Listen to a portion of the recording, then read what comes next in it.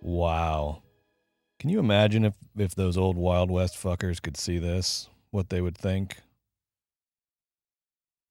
What do you think they would think? I mean, they see a guy. I mean, I think at first they'd go, They'd they see go, two- huh? they'd Pew, say- pew, pew, pew, pew, pew. They'd say, well, look, two Mavericks celebrating their independence by hosting their dream podcast. You know, they would champion our Maverick spirit, Brett. That's a pretty measured view. I mean, that assumes. I mean, that assumes a lot. They assume that assumes they have. Oh, it assumes a lot. The remotest idea of what they're even looking at. But that even assumes we're doing something admirable at all. Oh, okay. I was looking. I mean, it goes both ways. How you doing? You're still on the Jersey Shore. Because what I was thinking was, not only are we doing a podcast, not only are we live streaming this, we are on different coasts of the country. I am here on the East Coast on the Jersey Shore. Right. It's July 3rd, 2024. Oh my God! And the day before the big day, everybody's favorite holiday. The whole coast is abuzz with excitement for the 4th. Oh, I can't even imagine what. I don't think I've ever been in Jersey Shore on July 4th. I got to imagine it's just a madhouse of just sunburn and just like jingoism and just saltwater not at this shore point. Oh, you're at where Samuel Alito had the upside down flag. Well, that would be the hard. But yeah. What is that? So where are we now? Like that's like because he perceives that as being like American. He perceives that as patriotism, but it's literally it's like semantically the opposite of patriotism. It's literally look. I don't want to be the guy that knows, but I think the upside down flag was to meant there's been like a subversion of justice regarding the Trump whatever, who knows, pick one of the 700 things. So and then Alito said, and then LOL, but of course he said, oh, that was just my wife was down the shore and she was mad about something and she flipped the flag over. Sorry about that. He threw his wife under the bus. They always throw their. I'm sure their wives are horrible. I'm just saying, but they. Well, we know about Ginny. We know about their. All right. Sight unseen, they toss them under the bus immediately. If there was a way for them not to get like financially compensated for it, I'd watch a reality show about Supreme Court justices.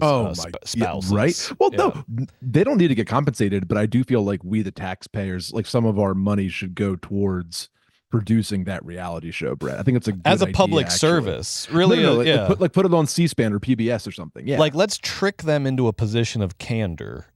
I love this. Yeah. It's almost a sting. It's like more of a sting operation than a reality show, but it's kind of both. Yeah. This is what our tax dollars should be for, not the horrible things they use them for. Every dime that we pay into taxes every year, 98% of it goes to the most hard shit you could ever imagine, right? Mm-hmm. But this, Brett, this could bring the whole country together. We just want a reality show where the Supreme Court, and then also, though, I do want the spinoff, though, and Margot, you will agree, the Real Housewives of the Supreme Court, so all the spouses of the judges, they also have their own spinoff.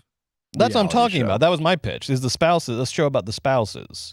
Oh, I don't care about the fucking justices. I don't want to see Brett Kavanaugh like unbuttoning his top button after a hard day of judging. That's what I want. No, I want both. I want both. I want the spouses. I want to know. I want to know what's going on. I want to know about the parties, the circuits they're on, the horrible things they say when they've had a glass of Chardonnay on the seaside. That's what I want. You don't know. Maybe you'd be surprised. Maybe they're all just saying nice things that you agree with. I do know though. You ever think about that? We have Ginny Thomas's text messages. I basically know. What's going on.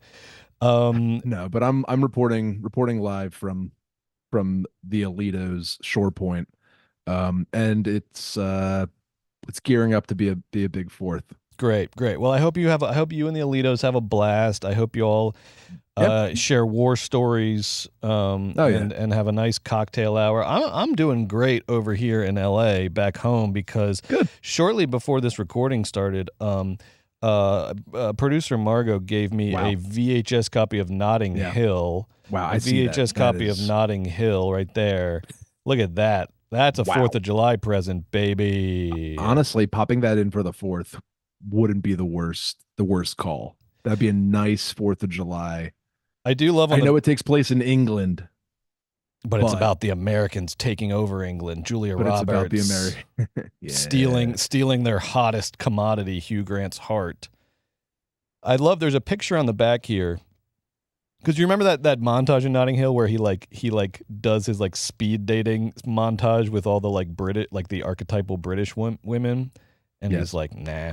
He even gets to go out with Emily Mortimer, and I was like, what do you want out of life? You own a fucking Julia bookstore. Roberts. Yeah, but that was luck. Roberts. That was like blind luck. Yeah.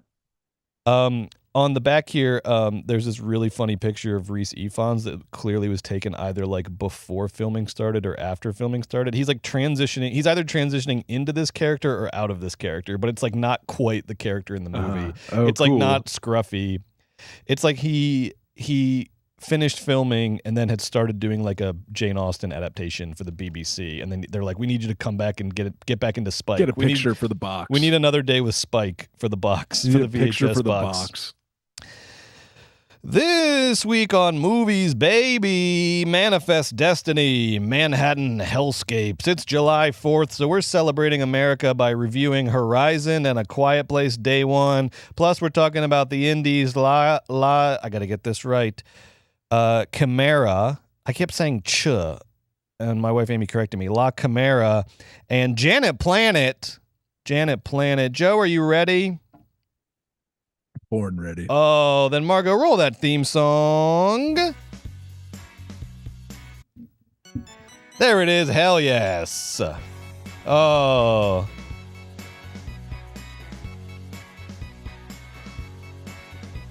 I can't get enough movies, baby. I can't get enough movies, baby. But how about you? Do you have it bad too? Whenever one ends, it's like the death of a friend. I get to wishing that there were 2 more reels. And then a voice cries out, move, baby, you're in my seat, and you don't want to mess with who the Philly movie freak. Here he is. I can't get enough movies, baby. I can't get enough movies, baby. Yes, it's true. You. Oh, he's got it bad too. Every night of the year, like the moon he appears. I appear at every movie theaters all over town. Every single one. Cut to black. Roll credits. Whoa, baby. I'm lost in a fog. I need someone to talk to. Hi. Look, the Georgia movie dog. Dog. I can't get enough movies, baby. I can't get enough movies, baby. I can't get enough movies, baby. Yeah! Welcome to Movies, Baby, the weekly show where we break down the hottest movie news, review the latest releases, shout out forgotten classics, and prophesy the future of Hollywood. I'm Joe Cilio, a.k.a. the Philly movie freak, here as always with my partner in crime, Brett Boehm, a.k.a. the Georgia movie dog. Go Dogs! Joe, let's start this week's episode at the root of all evil. I'm talking about the box office, baby. Margot, can you show me the money for this past weekend? How did these dang movies do? Okay. Okay. So, despite its best efforts, A Quiet Place Day One had a great opening. We'll talk about it in a second. It still could not dethrone Inside Out 2, which is now 3 weeks in a row. 3 weeks in a row at the top of the box office, and it just passed $1 billion worldwide, our first $1 billion movie of 2024. Congratulations, Pixar. Congratulations, Inside Out 2. If your kids don't already struggle with anxiety, they sure do now. So thanks a lot, Inside Out 2, and I hope you have a lot of fun with all that money. It's not going to be 4 weeks in a row, though, because we have Despicable Me 2 coming out next week, which I already predicted is going to be the highest grossing movie of the year. I don't know. We'll see. Do you feel confident about that still, Brett? I do. I think it is going to build off of Inside Out 2's success. I think it has a I feel like it has, I don't know. I mean, Inside Out 2 had wide appeal because kids rightly thought it was a kids movie, so they came anyway, and then all the adults got their fun out of it. Despicable Me 4, though, also has, like, I think, a pretty big net.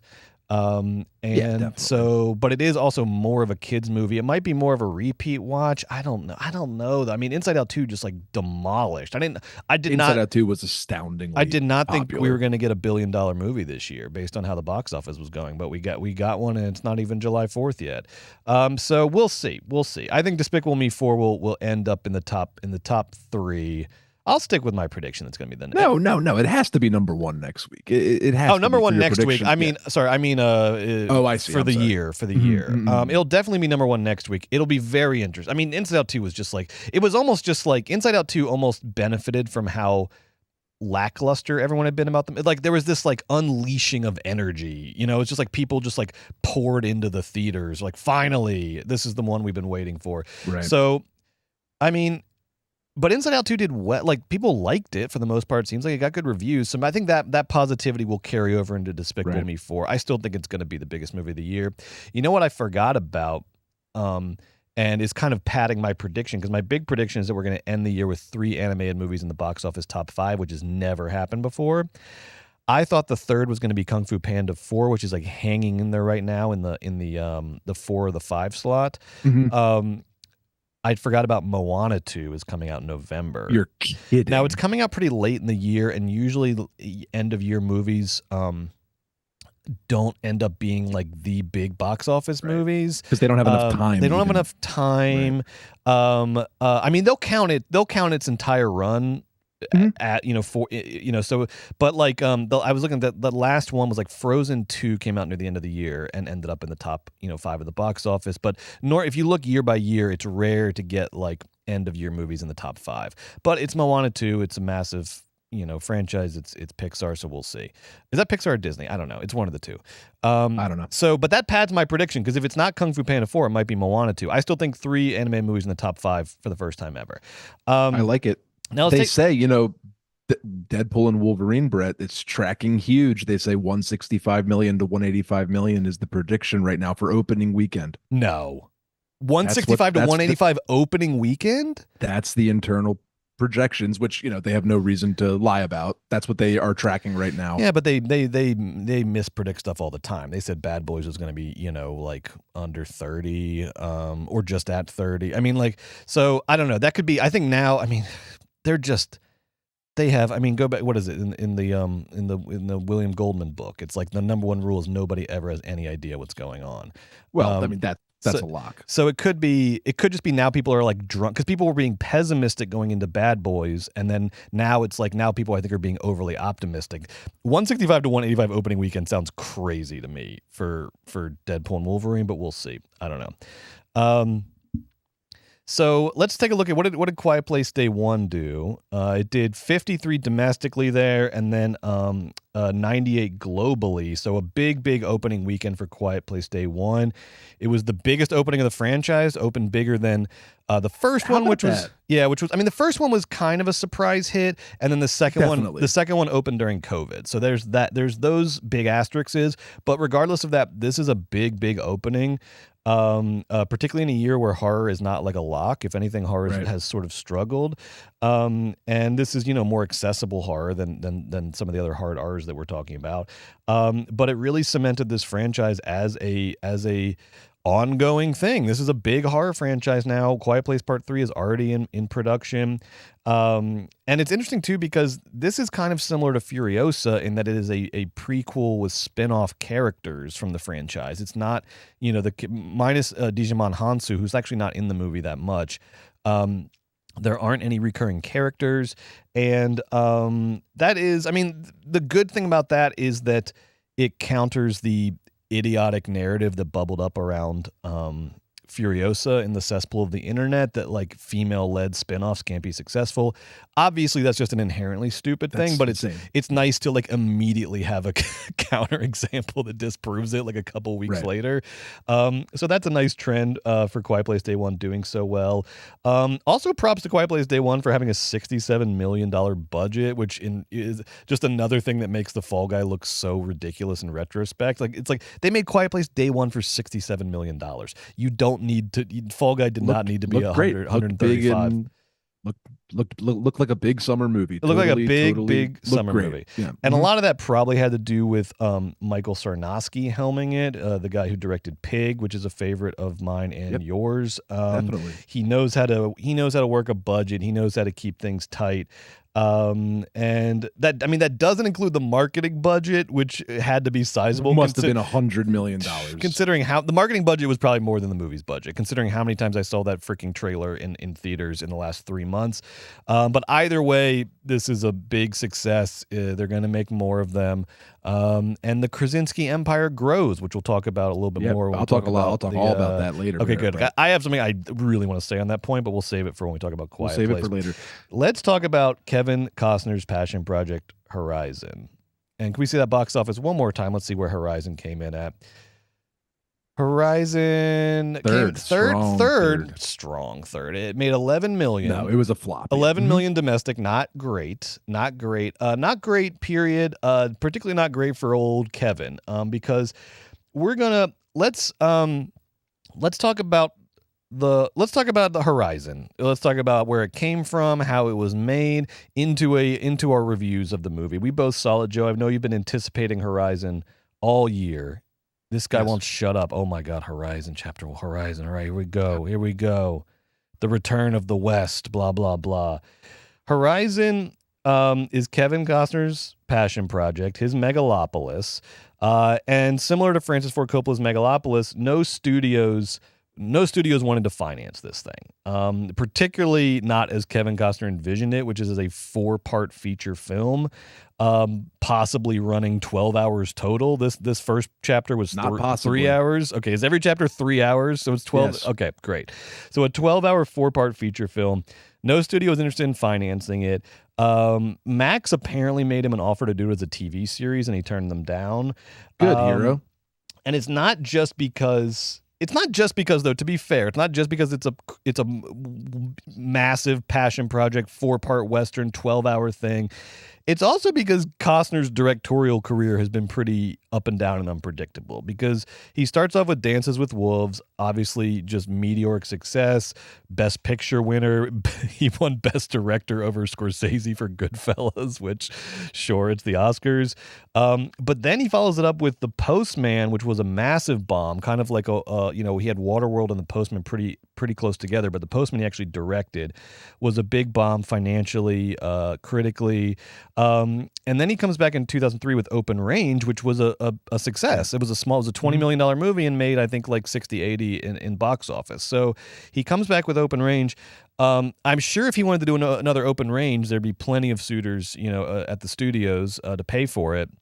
But he wanted to do his big megalopolis-sized Western, and the studio said, "No thanks. No thanks. I'm not in on that." So Kevin says, "Well, fuck you. I'm going to finance this thing myself." He takes out another mortgage on his Malibu home or wherever. He puts $38 million of his own money into this thing.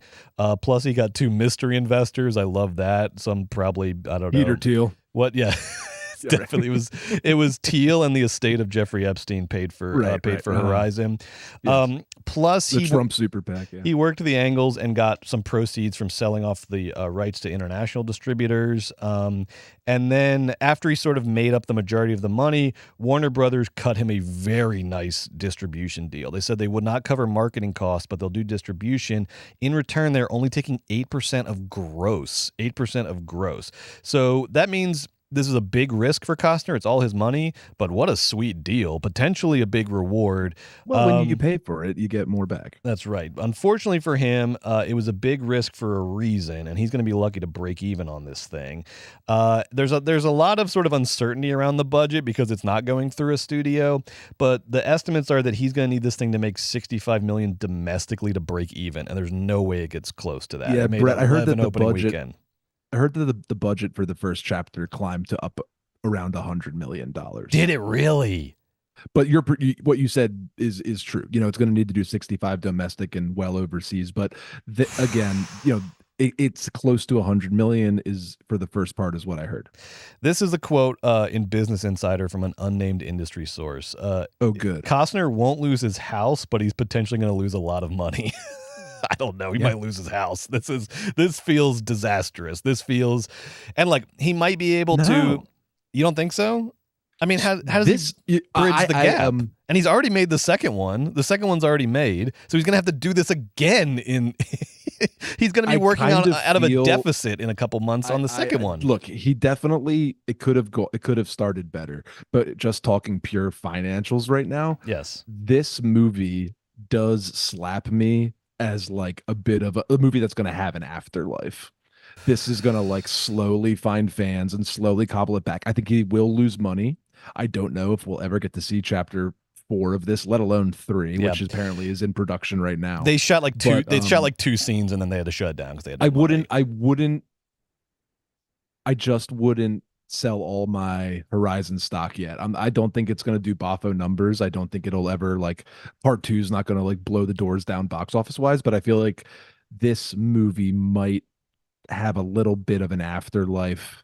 It might cobble together. I think it'll do well on streaming in the long run than we think. Things like that. It'll do well on streaming, but who knows? Because all of that is so you know.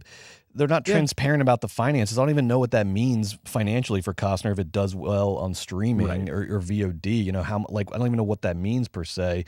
But that's the predictions that's going to do better. I would like to point a finger, and I'm not. Look, well, I'll get to my review of the movie in a second, but just on principle. Because Michael Rooker, one of the stars of the movie, came out. Henry Portrait of a Serial Killer came out this week and said that this is like, and he was kind of baited into it by the interviewer, but he basically blamed this on like short attention span TikTok generation, that they don't have the patience for 3 hours of pure cinema. LOL at pure cinema. But the main thing that I would point my finger at is wrong target. Do not blame Gen Z. Blame the fucking Yellowstone boomers for not coming out for this movie. If you break down 11 million domestic in terms of head count, that means roughly 1 million people saw this movie in theaters this weekend in America. The season 5 premiere of Yellowstone got 12 million viewers. Blame these fucking boomers for not getting off their fucking asses and going down to their little megaplex. They have recliners at the movie theaters now. You don't have to sit in the uncomfortable seats or whatever. You can literally march your ass down to a movie theater, sit in a recliner, and watch Kevin Costner's frickin' Western that you apparently like so much because you're watching Yellowstone obsessively. Where were the Yellowstone fans? Why did they not come out for Horizon? And I know... Well, Yellowstone Hive is mad at Kevin right now. Okay. You know what I mean? Is Brett? That just a thing? Is that real, though? Because I know he announced before this came out that he's not returning to the series. Probably a poorly timed announcement. You might want to save that. I think that Taylor Sheridan and the Yellowstone family, TM, would have come out harder in support of Horizon on social or in interviews and in some capacity if it wasn't such a shot across Sheridan's bow the entire March to release of this feature. I don't see how the two things kind of... This is the weirdest part about Hollywood. It comes down like the relationship between streaming and theaters, and like everybody gets into this dick swinging shit. And I'm sure Taylor Sheridan does it more than anybody else. How is this not a symbiotic relationship? How does Horizon and Yellowstone not benefit each other? I mean, to be fair, I know he literally had to leave the series because he was deep into Horizon production. I think that, but Yellowstone no longer depends on Kevin Costner. The series will be fine. There's multiple spinoffs. It's fine. So like the vibe though, the audience, like how are these two things not seen as symbiotic? It's because everyone gets into these dumb fucking competitive little battles. I'm sure Taylor Sheridan's head is as big as the fucking state that he lives in. Like this, like it's just silly egotism that these things were not perceived as like sort of as beneficial to each other. Whatever sort of the Yellowstone audience is mad about costume, like whatever. The Yellowstone audience should have showed up for this movie. I'm mad that like the one beneficial thing they could have done in their miserable like retirement years is shown up at a movie theater and paid for a ticket to like help cinemas and help the movies. I'm just mad that they did not do that. They're sitting on their ass. They're going to wait for it to come to streaming. At that point, Costner's getting a penny on the dollar. He's going to lose his house in Malibu. They're going to have to give up his Dodgers season tickets. So congratulations, boomers. You ruined Kevin Costner's life. This guy that's giving you entertainment, so much entertainment. This guy couldn't you have done it for Field of Dreams? Where are all the dads? Where were all the dads? I know. Where were all the fucking dads this weekend? You are preaching right now. Where were they?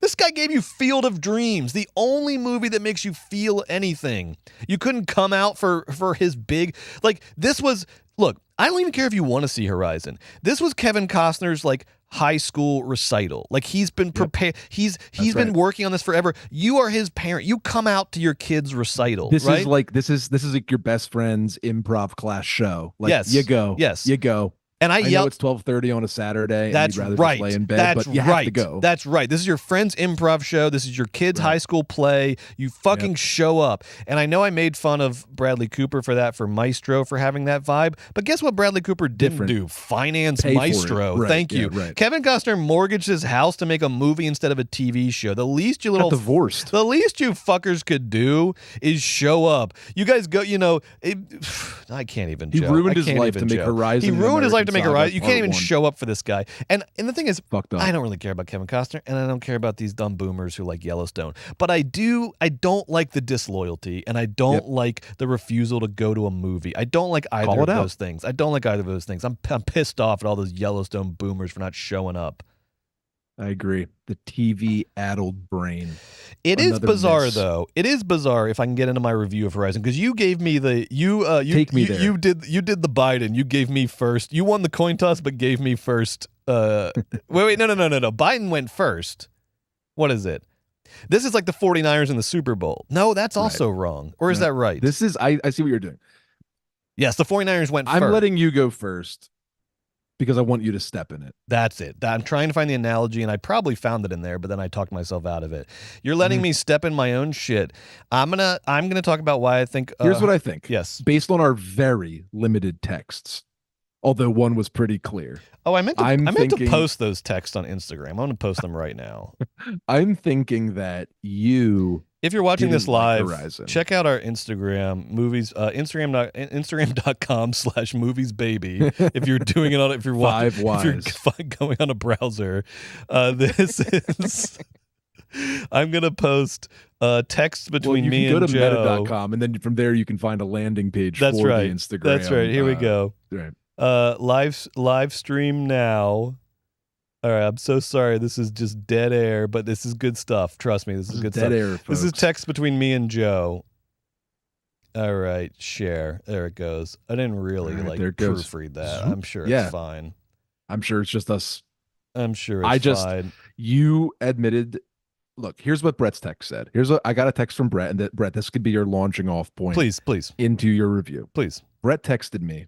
I said like something like, "Did you see Horizon yet?" or something, or whatever. And Brett said, "Horizon was all caps, dog shit with 3 T's, 5 T's, my signature. 5 T's. Yeah, it's my signature. 5. You end the word with 5 letters. Dog Movies, shit, baby. all caps on it. So Brett, tell me what you thought of Horizon. All right. Well, I'm very excited to see what you cooked up in your lab, because I know that you went to Horizon.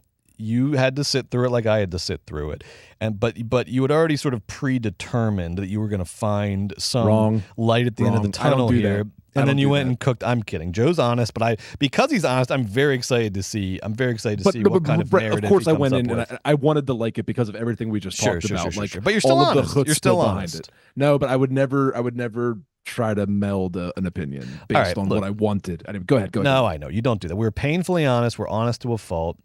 Shit gets me in trouble online every week. Here's what I'm saying about Horizon. I think, first of all, it's bizarre that Costner, I respect it. I respect that he wanted to do this as a movie. It is bizarre, though, that he was so opposed to making this for television, because the 3-hour movie that I saw this week wasn't a movie. It was the first 3 episodes of a WB show circa 2005. Contrary to what Michael Rooker said, it actually felt weird to be in a movie theater watching Horizon. And I stand by what I said about the boomers. They should have come out for this. I love the movies. But it would have been more normal, more sort of in line with the spirit of the movie to see Horizon come on after Supernatural or One Tree Hill or Smallville circa early 2000s. And then to hear that it got canceled after 1 season because they killed off the one actor that anyone under 30 had ever heard of. Spoiler, but I'm not telling you who. I actually have to apologize to start off here. I have to apologize to movies like Dune, the first Dune, which I've criticized for not making their individual franchise installments into complete movies. You get to the end of that first Dune and there's no ending. There's just a lead into part 2. I hate that. Regardless of if you've already planned out the trilogy, each movie needs to be a standalone freaking movie. I've said it 100 times. Make complete movies. Horizon, though, takes this trend to new lows. Not only does Horizon not have an ending, it doesn't have a middle. It's a movie that seems like it's constantly beginning and then beginning over again for 3 hours. The stakes are not low, they're minuscule. The characters are aimless and adrift and imprisoned in the lamest Western tropes I've ever seen. There's so much like, howdy, ma'am. Howdy, ma'am. Oh, little Lizzie's growing up mighty nice. She's gonna make a fine lady one of these days. There's so much like howdy, ma'am shit. I thought doesn't Kevin doesn't Kevin know the genre? Like this, it's like the last 50 years of Westerns didn't happen. It's like the last 100 years of Westerns didn't happen. And I thought that at least when I heard that Kevin Costner was making a self-financed passion project, I thought at least that his famous friends would show up for his big magnum opus, but either he doesn't have any famous friends left or they all asked if they could read the script first. I don't know which one, but this cast is kind of rough. And that's no offense, particularly no offense or no disrespect to the Queen Jenna Malone, who was my favorite part of this movie. It's great to see Jenna Malone back in stuff. I love her. But otherwise, the cast just felt like pieced together, threadbare. And the score, oh my God, the score. Did Kevin just Google Western Overture and buy the first royalty-free track he could find? I know money's tight on this thing, but Jesus. It's just like the corniest, lamest Western I think I've ever seen. The compositions, his big Western compositions are so flat and uninspired. There's 180-degree rule breaks, where the camera sort of goes in the wrong place. I'm just what was okay. The 3-hour run, the biggest thing though is the 3-hour runtime out of a potential 12 hours is madness. It is fucking madness. And I want to give you a few scenes in particular as examples of why a 3-hour runtime for this movie is madness. There are scenes all right, here's one scene. Sienna Miller. I love Sienna Miller. This is not her movie, and her character is nothing, one-dimensional nothing. There's a scene where Sienna Miller and her daughter Lizzie are, and also I'm not going to make fun of kid actors. That's not nice or appropriate. I will just say this kid was not ready to be in a feature film. You're allowed to make fun of kid actors. I don't want. I don't like it. But the kid was just not. It was just not ready for this kind of a movie. It was just not ready to be in this movie, and doesn't have a lot of credits either. So it was probably not the right casting. But there's a scene where they are in she hears like Sienna hears like a daughter like scream. And this is after they've been through some shit. They've been through some shit. But now they're in, and this is like we're past hour 1. They're in their like tent, out in the Wild West. They're trying to form a new town and a civilization, whatever. They're in their tent, and she like screams, and then Sienna Miller like runs in. She's like, "What?" And then she's like, "Oh," she's like so scared, and she like points at the ground. Oh my god! And the camera like pans down. I'm expecting to see some big snake or something, and there's like the 2 tiniest ass scorpions you've ever seen in your life. And then Sienna Miller is like, okay, back, get behind me. And then Sienna Miller like takes her shoe, and then like they're like filming this as though it's like suspenseful. And I'm like, it's the wet. These are like, you see these every day. This is like seeing like a cockroach in your apartment. And then Sienna Miller like leans down and like very dramatically like go with her shoe. And then that was like the scene. I was like, why was that scene in here? That wasn't like a particularly like dangerous situation. Like there was just it's just 2 scorpions. This is the Wild West. You've been living here for years. I don't know like what, but they film it as though it's like dramatic and suspenseful. There was just a lot of that. There's a point 2 hours into this movie, 2 hours into the movie. I'd already be in my car riding home if this was any other movie. 2 hours into this movie where the stakes are so low. There's a scene where Michael Rooker like enlists 2 soldiers to steal a bed out of his house to give to Lizzie, Sienna Miller's daughter, because she doesn't have a bed. Now, Brett, this isn't the finest scene in the film. Okay? Joe, you're gonna go into a 3-hour movie. You're gonna pull out not the finest scene. Joe, Come now. It's not just that it wasn't a good scene. It's like it is again. This Brett, is like the C plot of a WB show. Like now, Brett, this 2 hours into your movie. This is called a little humor for the audience. Now, don't you see? Joe, no, this scene was actually this 20 minutes. Like this, like you know what this. It was a sitcom scene. 2 hours into the movie. When they hit hour 2, they give you 10, 15 minutes of like comedy, and it's just I wish they hadn't, but they do. Yeah. So Joe, you're saying I'm playing a little dirty right now, though. I'm playing like I'm really No. You're what am I gonna do? This is 2 hours into the movie. No. Things have to be happening. It's notable, I suppose. It's part of a larger trend, though. There's just no like engine or escalation. It literally feels like the first couple episodes or the first scene of the pilot episode. It feels like the beginning of a season of television before things have really coalesced into like the plot. Even for a season of television, I'd be like, oh boy, we're running out of time here. You got to start picking things up. It is just like very slow and boring and uneventful, and there's so much like howdy ma'am shit that is unnecessary. Jesus. It is like feel bad for you. There are I gotta talk about the brothers, the 2 like the villains, the 2 brothers. Caleb and the meaner one. So there's 2 like mean. There's 2 like Stinky and Pinky. Yeah, I don't know their names. Yeah, but instead of like getting 2 fun character actors, he gets 2 like handsome like stud guy. He got like one of the guys from Stranger Things, and then some other like stud from television to be like the villain brothers. But they are so unmenacing. It is such like 2 Hollywood actors cosplaying as tough guys. It is like it's so hard to buy. It's so silly. It's just a silly like sorry, what was that? My turn.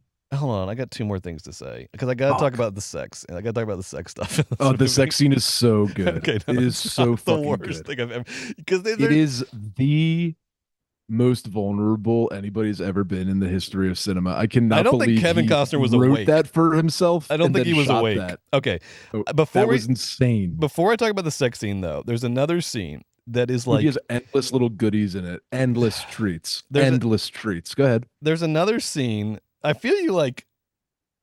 I don't know how I'm going to lose this argument, but I can hear you salivating over there, and I don't know why. I don't know what you're going to say to defend this movie, but I'm very excited to find out. There's one scene that is so like pervy. It is so pervy at the level of like, and not like the good kind where it like makes the movie better. It's so pervy at the level of just like the filmmaker's eye, where where this like gorgeous actor named Ella Hunt, who's playing this like proper British lady who's joining the caravan across country, and she's like, but doesn't want to help out, and you know, and it's just there for the scenery, and oh look, indigenous people, oh aren't they charming, and like she's that character.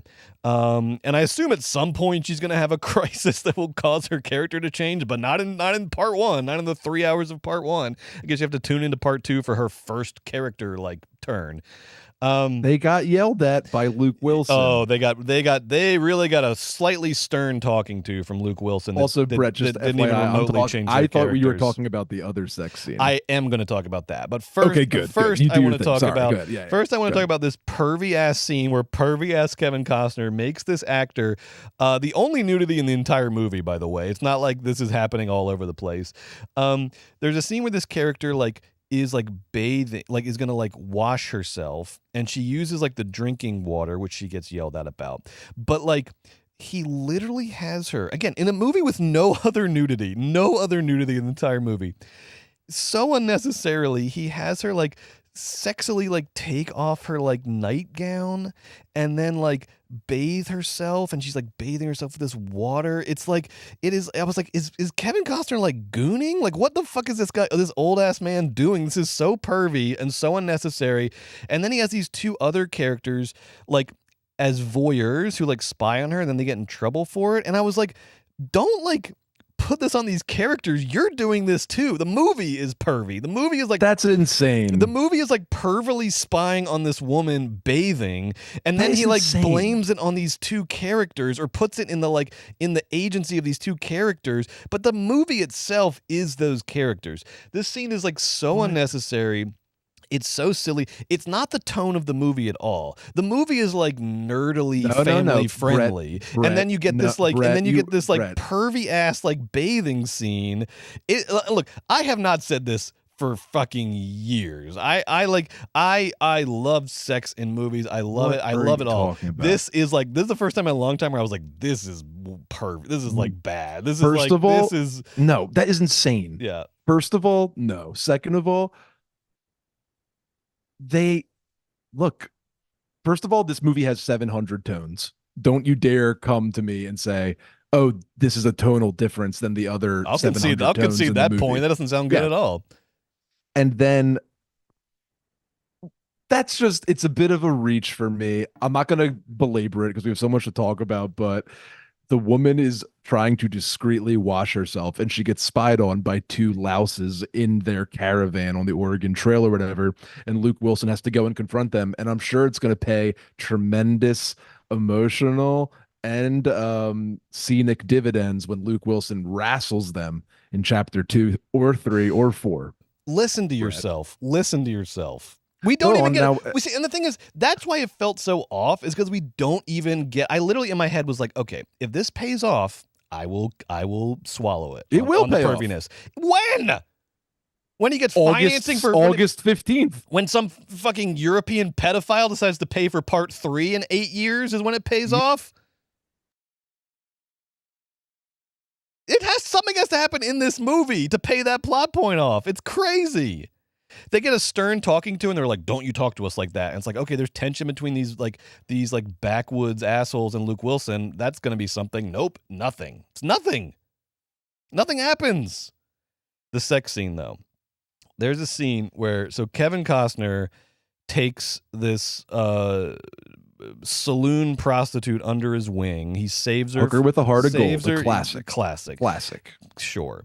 He saves her from a bad guy, and then she follows him along. I mean, and again, I don't mind. See, Joe's gonna act like I don't like sex in movies, and I don't like archetypes, I don't like genre. I love all of these things, but they have to be done fun, and there has to be a movie that contextualizes and roots them, and there's nothing here. There's just sort of empty, aimless Western archetypes, including this hooker with a heart of gold.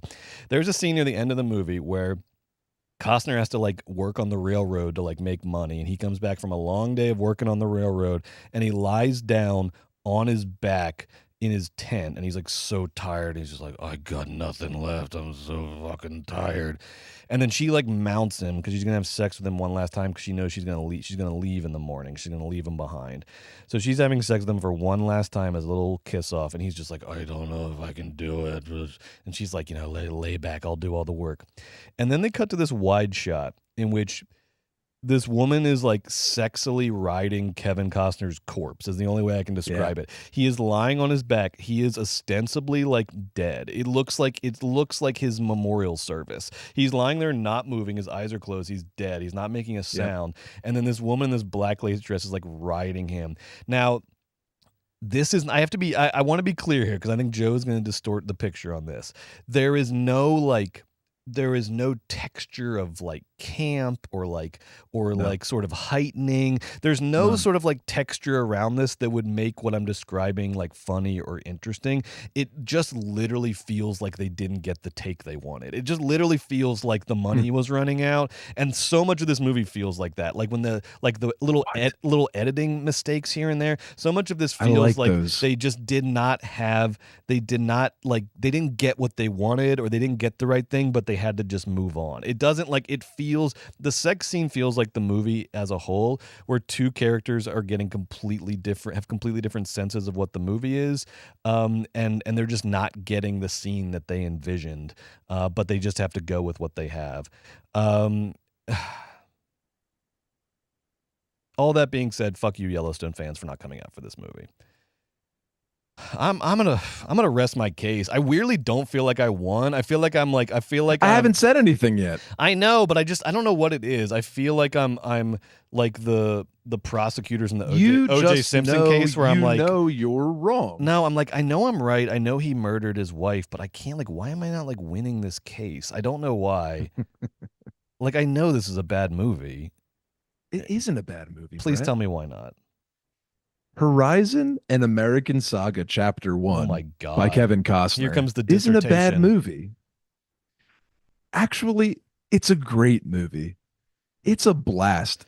First of all, we spoke already about all the amazing, ambitious, crazy things that Costner had to do to get this to the finish line. And by the way, he's not at the finish line yet. This is supposed to be, he set out to be this project, 4 movies, 4 parts, 12 hours. And what is he going to do? He's going to show I've never seen such a wide array. This movie has 75 to 100 main characters over multiple territories, all beautifully shot, and lovingly crafted. This is a patient, loving thing that he is doing. It's reckless, it's senseless, it's unbridled American machismo, but this is also a eulogy for movies like this, movies that are 3 hours long, westerns, movies that are supposed to appeal to a broad audience, movies that have this kind of scope and scale, movies that cast this many people. There were shots in this movie where I thought I was watching a W.D. Griffith film because there were so many extras and so many people in the movie. Now, it's also interestingly 3.5 hours long, dialogue heavy, and a lot of its sensibilities, many people have said it, might remind you of television. I thought that this is distinctly not television. Brett didn't say this, but just saying, anybody that says, oh, this is just 3 episodes of television taped together as one, it's distinctly and emphatically not that. It could have been that, but Kevin Costner demanded that this be put in the movie theater because he believes in cinema, and this movie is a love letter and a eulogy and a bit of a node on the end of an era for this type of movie, and this type of Western movie. So many of the different parts of this film are well done. So many parts of this film left stuff to be desired. Don't get me wrong. Some scenes were incredibly shot and detailed and long and brilliant, and some were like all of a sudden you were just having like a two-hander between two characters.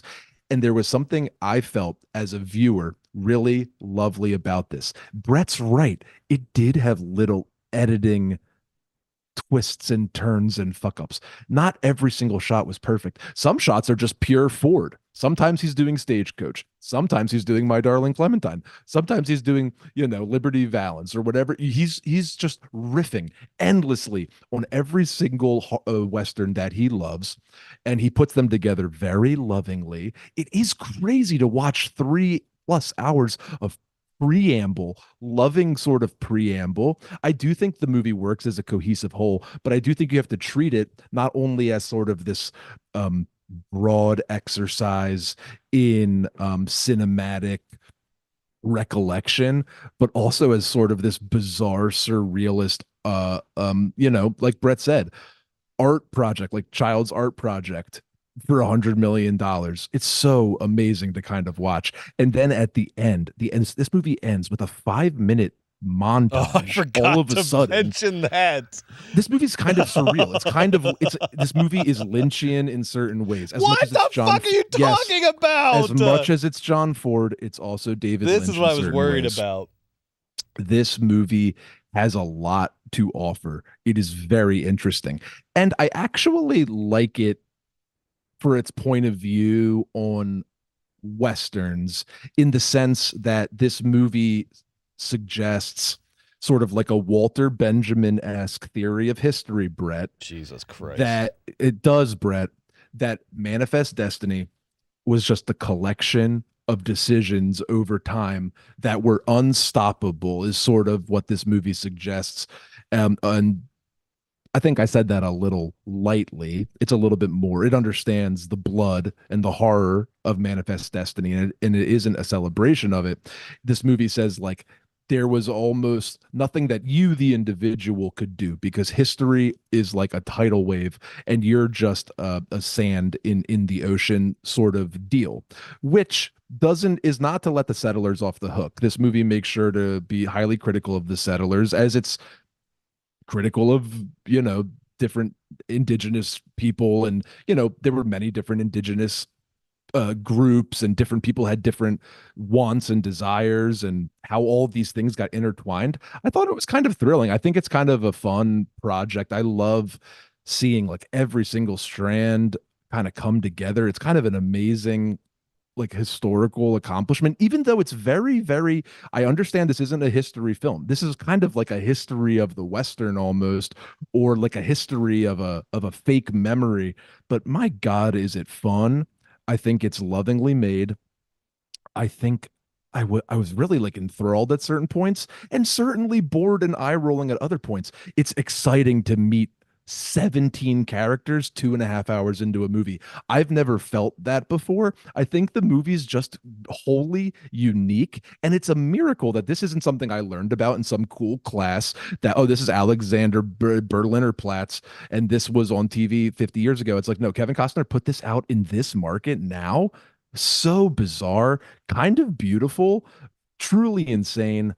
I really liked it, Brett. I won't sit here and tell you this movie's perfect, or this movie's the best, or this movie's for everyone. But if you love cinema, or if you love Westerns, or if you want to do an ironic watch, that could be fun too. But I sincerely think there was a lot of beauty in here. I think there was a lot of really good action in here. I thought there was a lot of like good scenes, a lot of bad scenes, and it was just thrilling to watch the whole thing unfold. What a crazy project. That's where I'm coming from, Brett. I really thought this movie was, for lack of a better word, and I mean this in a fun way, alpha. This movie was alpha movie. You know what I mean? Like, wait, this movie did what? I know what, you know what I mean, Brett? I know what you uniquely, I know what Joe Cilio means in this moment about this movie. Thank you. I don't know what I'm taking from this. This is going to be an impossible movie for us to talk about. I don't know how we're going to talk about part 2 in a couple months, because everything you just said, I understand so idiosyncratically as your authentic point of view on this movie. And if anything, my one takeaway from Horizon, my one pro is that I'm glad that you get to see. I'm glad it got made so that you could see it. Thank you. I really liked it, Brett. I had a great time, and I really can't wait for part two. Honestly, I cannot go with you on any of those arguments, but I am glad. But I understand them as being authentically true for you, and I'm happy for you that Horizon exists because it is kind of your perfect movie. It's crazy. I am going to see this in movie theaters again. I think it's awesome. That's fucking crazy. No, you will be the one awesome. person. I would love to know repeat viewings of Horizon in theaters. It literally has to be under 10 people nationwide, and you're going to be one of the 10. I actually distinctly need to see it again in theaters because it's awesome in theaters, and I don't want to see this when it's on This is like people going to see in hour-long chunks. This is like people going to see Andy Warhol's Empire in theater. This is some competition between you and the concept of movies. And Kevin Costner's Horizon is the medium through which you are doing performance art by enjoying the movie. You are doing you liking performance. I know Horizon. It's slaps of that. I don't mean it Brett. I don't mean it's inauthentic. It is just it's not inauthentic. But it is sort of you're sort of performing your enjoyment of the movie in this way. No. I really I'm so sorry, but I was kind of swept away. Wow. I was taken to a different place, and I enjoyed being in that world, as violent and scary as it was. I liked the costumes. I liked Kevin Costner's dumb blue hat. I liked the makeup. I liked the set pieces. I liked when I could tell it was a green screen. I liked when it wasn't a green screen. I just I had a lot of fun at the movies watching this. I'm so happy for you. Fun. I'm so happy for you. I mean, I'm sorry. I'm not trying to be annoying. I'm not trying to be. You're not being annoying at all. You're actually being very charming. You're your enjoyment of the Horizon is the only thing I like about Horizon right now. Okay, cool. Yes. I want you to know you're not being annoying at all. It was really fun. I believe you. I believe you. Yeah. But this is a very personal, great. Much like Martin Scorsese Epic. called it. His personal journey through American movies. What was that book he came out with? This is Joe's personal journey with Horizon, and I can't wait to track it. I bet there's other Horizon heads out there. Horizon Hive, rise up. Yeah, I'm sure there are. I bet there are. I bet this movie is going to find a nice little audience, and I bet you're going to hear. It is. It's going to find in this little audience of sort of like. But here's what I don't want. Because I really like dad movies. I like dad movies. Yes. Do not claim this as a dad movie. This is something different. No, this is weird. This movie's weird. This is not a dad movie. This is different than that. So I don't want people to start to conflate. Like it. He might, but I don't want people to conflate it as all the dad movie heads out there. No. Dad movies are typically tighter and more rewatchable than this. Brett, you know what? This is going to negate my point, but just for fun on the podcast. I don't mean this 100%, but yeah, try it out. Give us a basement take. Yeah. I recently started intermittent fasting, and there's something very enjoyable about the discipline. Horizon had an element of enjoying the discipline of being at the movies, and then that wasn't because it was boring. It was because you constantly had to be reintroduced to the film as it worked on you over 3+ hours. But I didn't find it to be arduous. I found it to be enjoyable, and I swear to God, in 2+ hours in, when it cuts to the Oregon Trail and fucking Luke Wilson and 1,000 wagons, I was like, what the fuck is this guy doing? After that, Brett, 2.5 hours in, there's another fucking group of people that we meet. Here's unbelievable. I will to back up that point a little bit. I think you and I are coming at it from different angles, but I had a similar experience where when I was watching in theaters, about an hour into the movie, this guy comes into the theater. His arms are full. He's got popcorn. He's got nachos. He's got a drink. It's an hour into the movie. He starts coming up the stairs. I am where I like to be, which is the top corner at the end of the staircase. So I can be you can vape. So I can vape. And so I can be first one in, first one out. And if the movie theater is not crowded and there's no one in my row, so I can still make notes on my phone. But I do it very quietly, and I do it facing the corner, and it doesn't affect anybody else. This guy comes up. He's got arm full of snacks.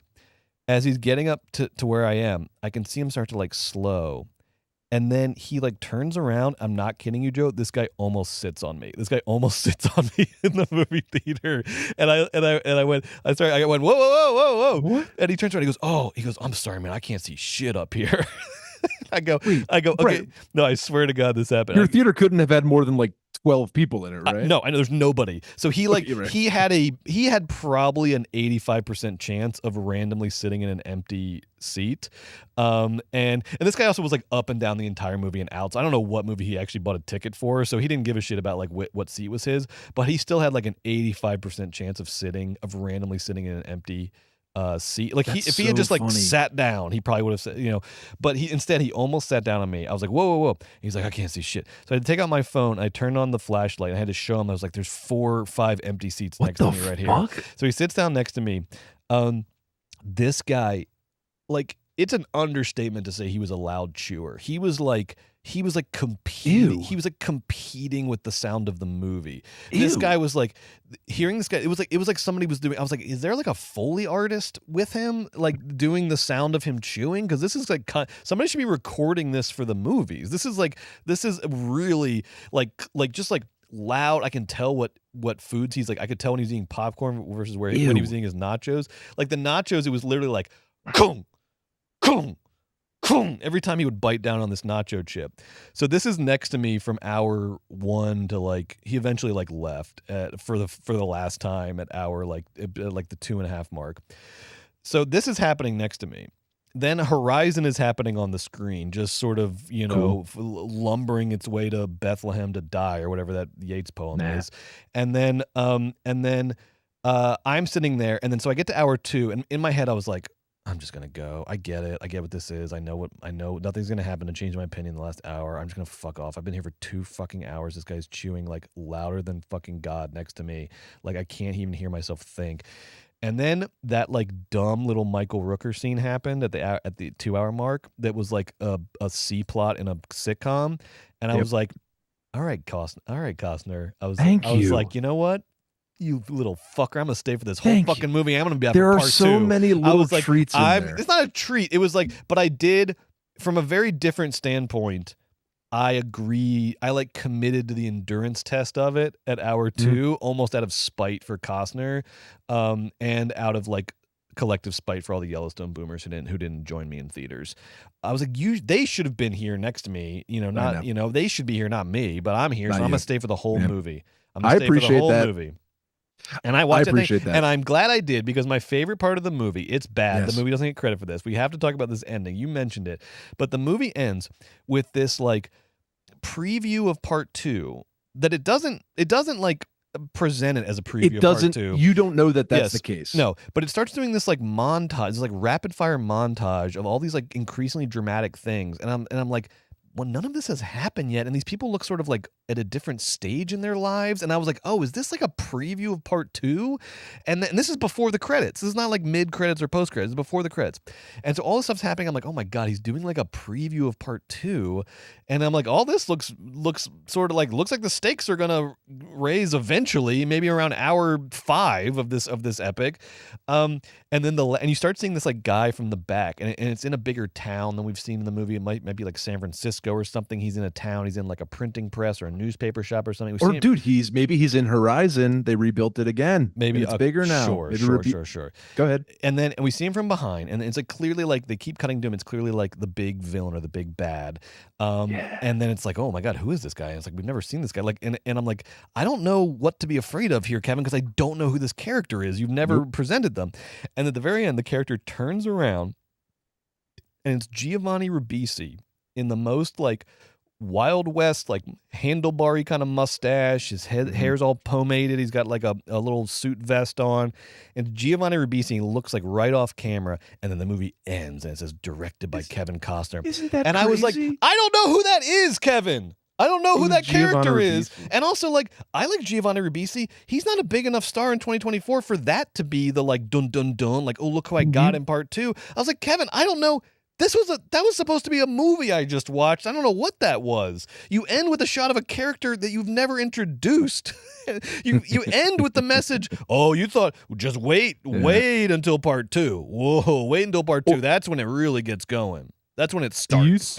Do you think like after the Ribisi shot in the initial or like the 700th cut, there was like, shouldn't there have been a shot of, like the wide open space where, the show me the Wild West, or like a big mountain or monument cliff or whatever. You would think. Show me any of that. No. But I bet Costner just like, he sat there at his house editing it and he just let's end on Ribisi just to fucking get Joe Cilio fucking thrilled. Well, again, I'm very happy for you. I'm very, very, very, very happy for you. This movie exists. I kind of wanted to write Kevin Costner like a letter and say like, hey, I really liked your movie, man. I loved it, actually. You should write him a letter. I think I might like a paper letter. I would say, I'd be like, Mr. Costner, thank you very much for Horizon and American Saga. I really enjoyed Chapter 1 and can't wait for Chapter 2. What are some of your favorite Westerns?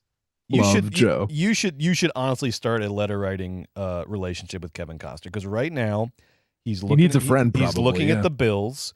He's getting some like scary, threatening messages from whoever the mysterious investors were. Yeah. He's wondering if he's going to have his house. He thought he was going to just like end his life like peacefully, and now he's like in a situation. Like he could have he could have lived. I like that. Look, Costner and Coppola like cashing it all in for their dream projects is great. I love it. That doesn't mean it gets so much goodwill for me out of it. Because really I saw the one time I had a previous job I worked at. Through the job, I my like numbers were good one month, and my prize was instead of a livable wage, my prize was that I got the company has like season tickets to Dodgers games, and so I literally got like behind home plate seats to a Dodgers game. It was the fucking most insane thing I've ever experienced in my life. It's the closest I'm ever going to get to like a professional sporting event.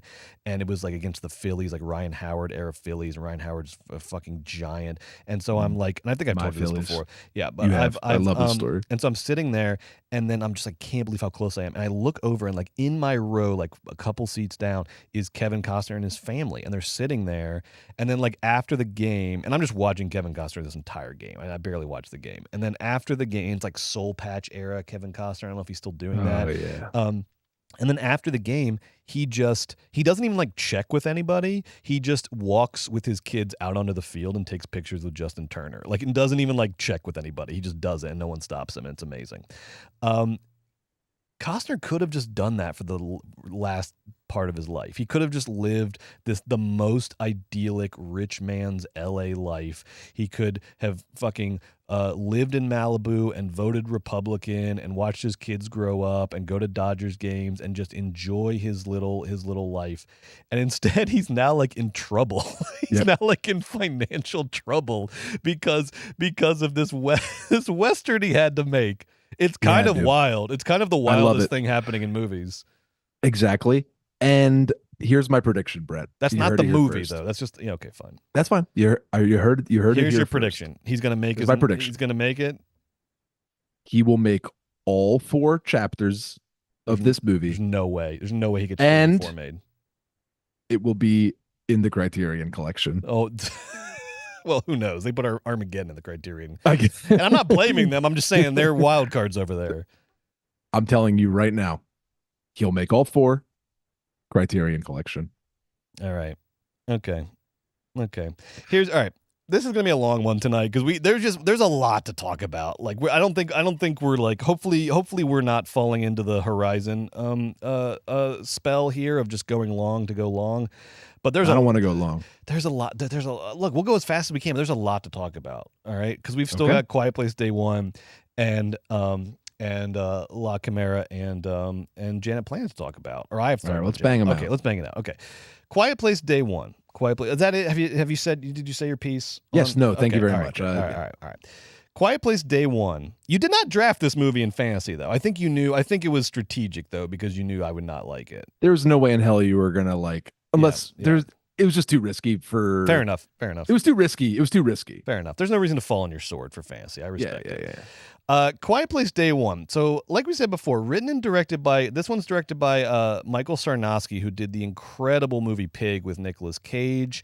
all about a guy and his truffle pig, and there's sort of like a little sort of like crime aspect. Like it's oh my god, Pig is fucking fantastic. Love Michael Sarnowski.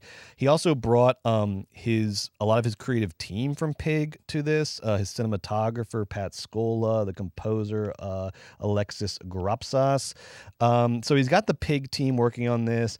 The story was he and John Krasinski came up with the story, but then he wrote the script. He said he was inspired look-wise by Children of Men.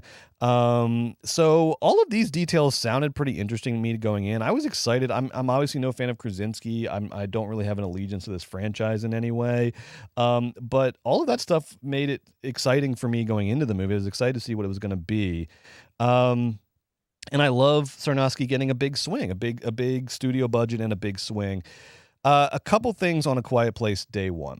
The performances in the movie are very good. Lupita Nyong'o as a terminally ill woman who comes into New York for a sort of little field trip from the hospice that she's at, and then while she's in New York is when it gets attacked by these alien bugs and they start killing everybody, but they only respond to sound. You also have Alex Wolff from Hereditary is in this for a little bit. Djimon Hounsou's in it. Joseph Quinn, who is best known from Stranger Things, is in it. Everybody gives a very good performance. It's a very well acted, very well performed movie. It was fine. I had a funnish time. I had some major issues with this movie, though, that point to some of my bigger issues with where the summer blockbuster is at and where the monster movie is at. The thing that shocked me the most is that the movie is the thing that I was really looking forward to. It did not have.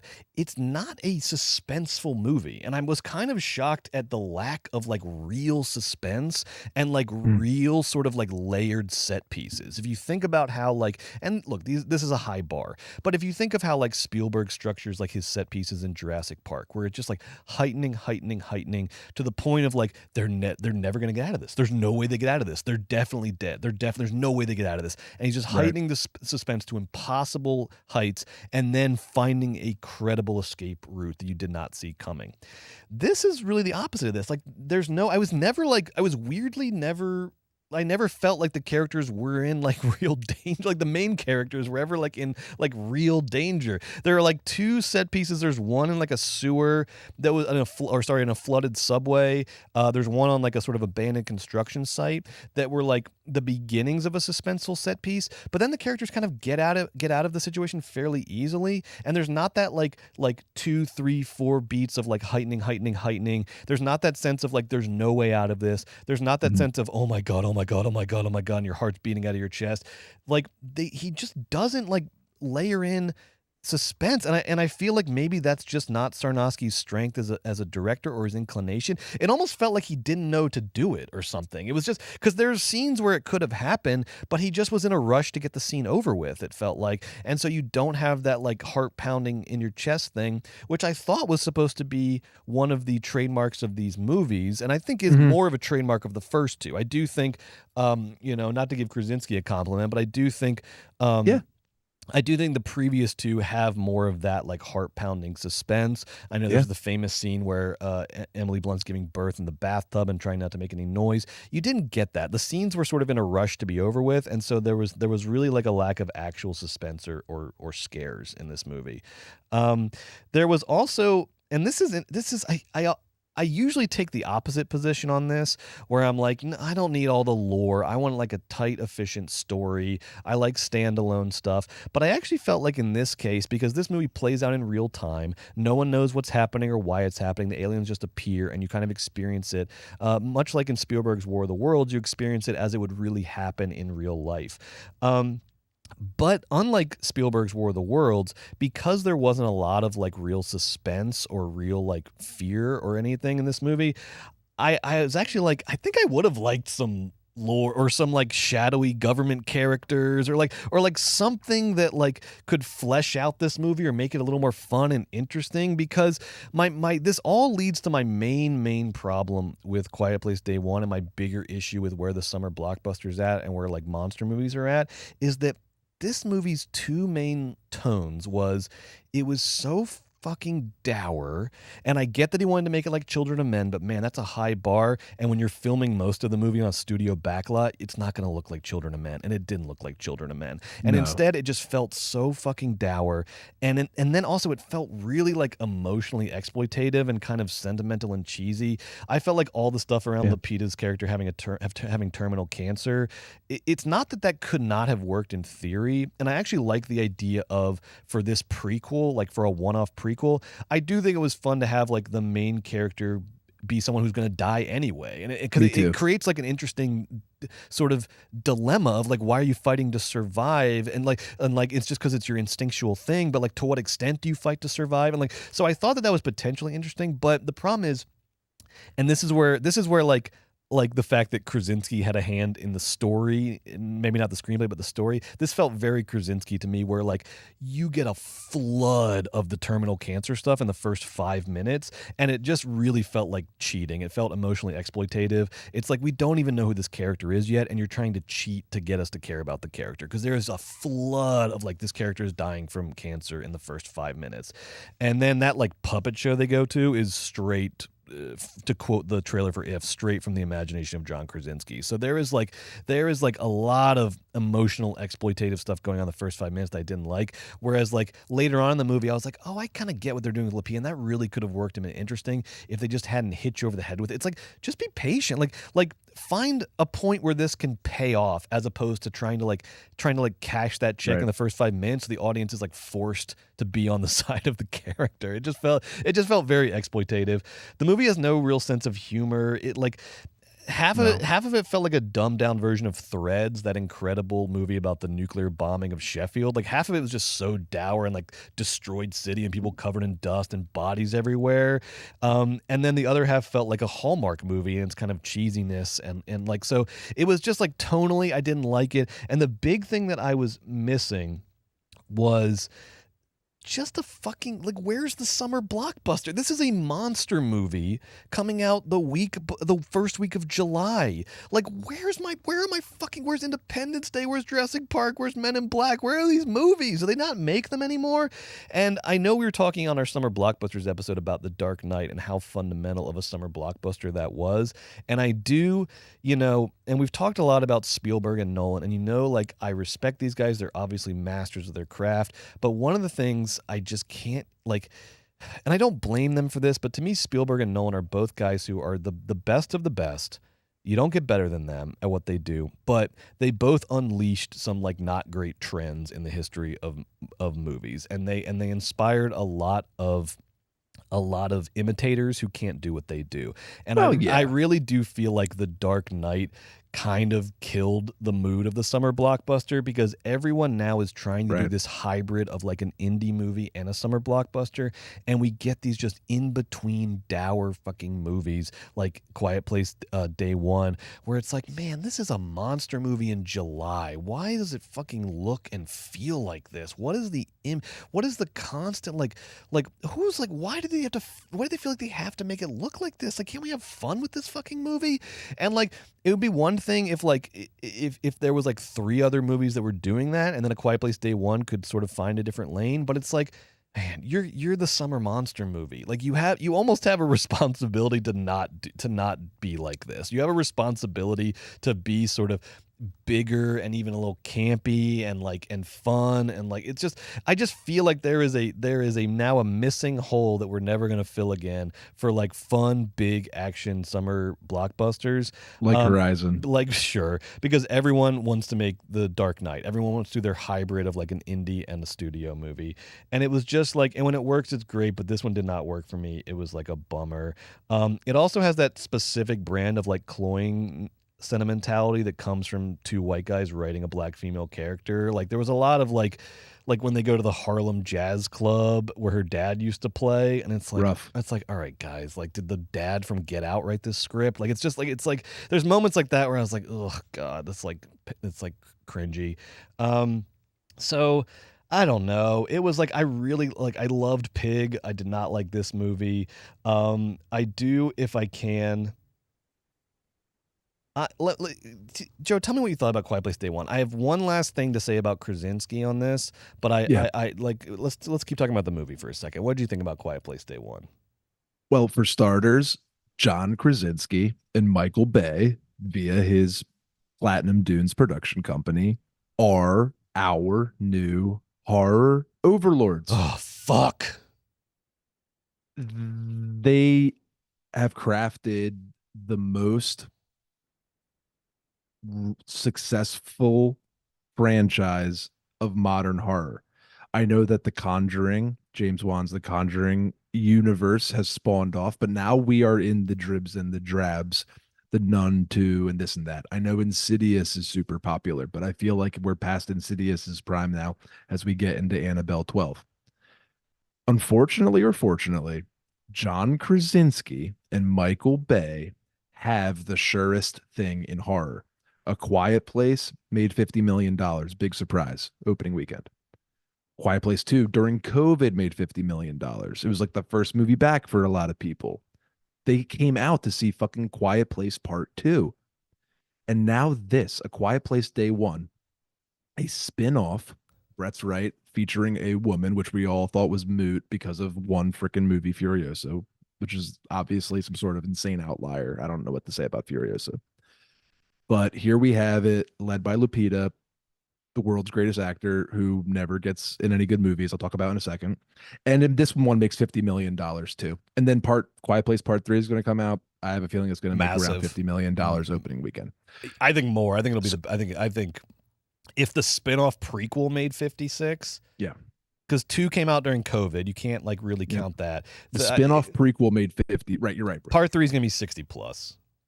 So now that's just financial facts. People dig the movie because it has, well, because A Quiet Place 1 is really good. And John Krasinski unfortunately nailed it. I'm not saying it's my favorite horror movie. I'm not saying it's even a great horror movie, but it certainly is scary and it certainly is serviceable. And those Emily Blunt having a baby scenes really are scary and good. And I like them very much. A Quiet Place Day 2 or whatever, Part 2, also totally serviceable, totally good. People like it a little bit more than Quiet Place 1. I like Quiet Place 1 a little bit more, but who cares? It's all pretty good stuff, whatever. And then Quiet Place Day 1, again, totally serviceable, fair, totally good and fine. You have to be quiet or the aliens are going to get you. It's good. It's actually a strong horror premise. I don't think, though, that this one was as good as the other two. I don't think it was bad. I just think it was good. This is a good horror series that really really defines modern cinema, unfortunately, which is a totally serviceable, not entirely ambitious, completely fine, over and over again, replicable piece of horror that's going to make $50 million in the opening weekend. It's impressive. They reboot fucking Friday the 13th. They reboot Freddy. They reboot everything under the sun. Conjuring, Insidious, this, that. But Quiet Place, they're going to crank these out. We're going to get 3 more of these because Michael Bay and John Krasinski did the damn thing. Now, this specific movie, I agree with Brett. I liked that it focused on Lupita's character. I liked that she was going to die by the end. I like the way that they handled having to do a stupid prequel to Quiet Place. Really quickly, just a simple change. Like, wouldn't it have been so much more effective to like find out later in the movie that she's dying of cancer? Like front loading it as a plot point was just so like, ugh. Think about in La Chimera when it really takes us like 40 minutes before we kind of understand all of the amazing things going on. But that doesn't take away from any of the 40 minutes, by the way. You know what I mean? Exactly. This is a dumb movie. Knowing how to like distribute plot points is an art that like so many of these filmmakers have like forgotten in this, and it might be in this rush to like keep to capture, like, who knows what kind of shitty notes they're getting from the studios. You got to win the first 5 minutes, or we need the shots for the Comic-Con trailer. That's why this franchise is starting to bother me, because it's so perfect for money. Brett, what really what really broke my heart, or what lost me officially for this one, which I think is a fine movie, 3 stars, whatever. Yeah. It's a good. It had a couple jumps and it's like fun and like, you know, I go with your cousin and have a laugh and then go get pizza afterwards, whatever. Yeah. But you know, at the end of this movie was so Joseph Quinn, Lupita sacrifices herself and Joseph Quinn escapes to the boat with Digimon Hansu's on it. And like, and there's so much like hope inherent in the sort of ending, and it's sort of uplifting. And we had just rewatched Steven Spielberg's 2005 War of the Worlds, which is the same plot as this movie. I kept thinking about how aliens land. Yeah. And you just have to fucking deal with it, right? That's what that movie's about. And Joe, I will say, I had written off War of the Worlds. I just, I thought it was like lower tier Spielberg. Joe had been telling me how slept on it was. I watched it recently. It's so good. That Spielberg War of the Worlds is so good. And like, it's a perfect side by side comparison to this movie in terms of like how to do it right and how to do it wrong. Right. Because they're the same movie, just 2 different ways to do it. Yeah. And in War of the Worlds, like, even at the end of War of the Worlds, the aliens die, which at the end of Quiet Place Day 1, they don't. But the end of War of the Worlds feels so much darker and sadder than the end of A Quiet Place Day 1. And I just was like, that's the Krasinskiization of horror, where at the end of Quiet Place Day 1, I'm supposed to feel like happy or something. At the end of a horror movie, there's a last final scare. You know what I mean? Yep. She gets dragged to hell, or for the last time, they go boo, and then it cuts to the credit. At the end of a Krasinski horror movie, it's like very nice and happy, and it's just so so stupid. I was like, fuck this. I don't know. Horror isn't so scary. I know. Here's my last thing to say. Yeah. What happened with Lupita Nyong'o? Why is she so viciously underutilized in Hollywood? It's actually suspicious. Go look at her IMDb, everybody, or Letterboxd. Look at her career. Besides Us, like, she hasn't done a non-franchise movie since like 2016. And I'm paraphrasing her career, but essentially that's like the long and the short of it. Emma Stone gets to have these incredible roles. Who cares what I think of the movies? The roles that Emma gets in her Yorgos films are these like big, bold, brash, crazy, sexual, beautiful, funny, intelligent, scary, mean characters. They're great. And then she gets to go do The Curse with Safdie and Fielder. And then she gets to go do, think about Emma Stone's amazing career and all the different twists and turns Emma Stone, who's an amazing actor, gets to do and gets to make. And then her contemporary, Lupita, who's every bit as talented, it has the weirdest resume ever. It doesn't make any sense. She was electric in Us. She's and then they put her. But then Us yielded her nothing. I mean, you can say, oh, Joe, she was in Star Wars. She played a fucking alien in Star Wars. It's so weird that wasn't Us even like, a person. I know, because Us gave her a path to do horror, to do genre. It's like the easiest. It's the easiest. Because I think she could do anything. Right. She's an Academy Award winner. It's just like there's no excuse. Much dynamic range. Yeah. It's fucking shocking. And then I just don't understand. I mean, she is in the top tier of her class of actor or of actress specifically, and she is the shittiest career of them all. And I'm watching her in Quiet Place Day 1, and she's doing great. And Joseph Quinn, who apparently he's totally solid at acting as well. Fine. I thought he was good. I thought he was good until they made him do the magic show, but that wasn't his fault. It's not his fault. That was from the imagination of John Krasinski. Yeah, exactly. But Brett, I just like it sucks. 5 Alarm Fire sucks. Or like we need to do like a trial of Hollywood or something. But I need to understand. All her movies make money. I don't understand. And even now, like, what is the holdup? And the thing is, like, even now, because she's the best part of the movie by far. She's the best thing in the movie.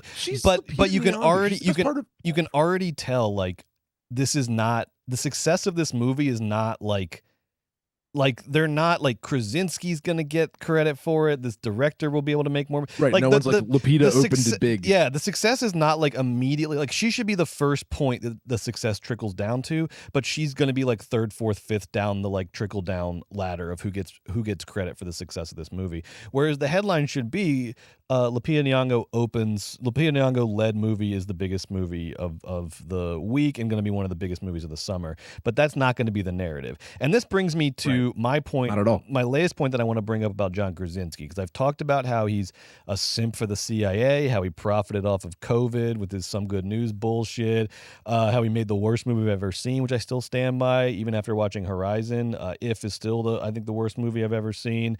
Brother. I'd like to add to Krasinski's list of crimes that John Krasinski is the Elon Musk of Hollywood creatives. And I put quotation marks around creatives because this is a guy who takes credit for other people's inventions and then associates himself with it for long enough that you think he's the one that invented it. A Quiet Place was written by two guys, Scott Beck and Brian Woods, based on an idea they came up with in college. This whole thing is their idea. These guys then went on to make the movie last year, 65, with Adam Driver, which I thought was a lot of fun. I really like 65. Adam Driver is like a spaceman, Planet of the Apes thing, goes back to ancient planet Earth, has to fight dinosaurs right before the asteroid hits the Earth and kills all the dinosaurs. It's a lot of fun. It is a little like, it's the same thing I talked about where it's like a little too dour. It could have been a little campier. Listen to the plot I just said. I don't know why it's dour, but it's fun. I had fun. There's some fun scares in, some fun dinosaur stuff in it. I think it's on Netflix. You can watch it. 65. It's a lot of fun. But so these guys came up with the whole idea for The Quiet Place. They wrote the first script. They wanted Emily Blunt to be in it. It gets over to John Krasinski because of Emily Blunt's interest in the project. He wants to he not only wants to be in it, he wants to punch up the script and direct it. And he really gets Emily, obviously they're married, he gets her to like vouch for him and be on his side because he had a pretty bad career as a director up until this point. He made that terrible David Foster Wallace adaptation, Brief Interviews with Hideous Men. He co-wrote the script for that frickin' Matt Damon movie Promised Land, which was really bad. So he was like, Krasinski was like cashed out as a creative, as like a writer director. But he like leverages his relationship with Emily Blunt to get into the running for Quiet Place. And Quiet Place was like not a big budget, it wasn't like, so it was a small enough movie that like that they gave him a chance on it. So he makes the first one, obviously a big hit. The sequel, these guys who came up with the whole thing are not invited back for the sequel.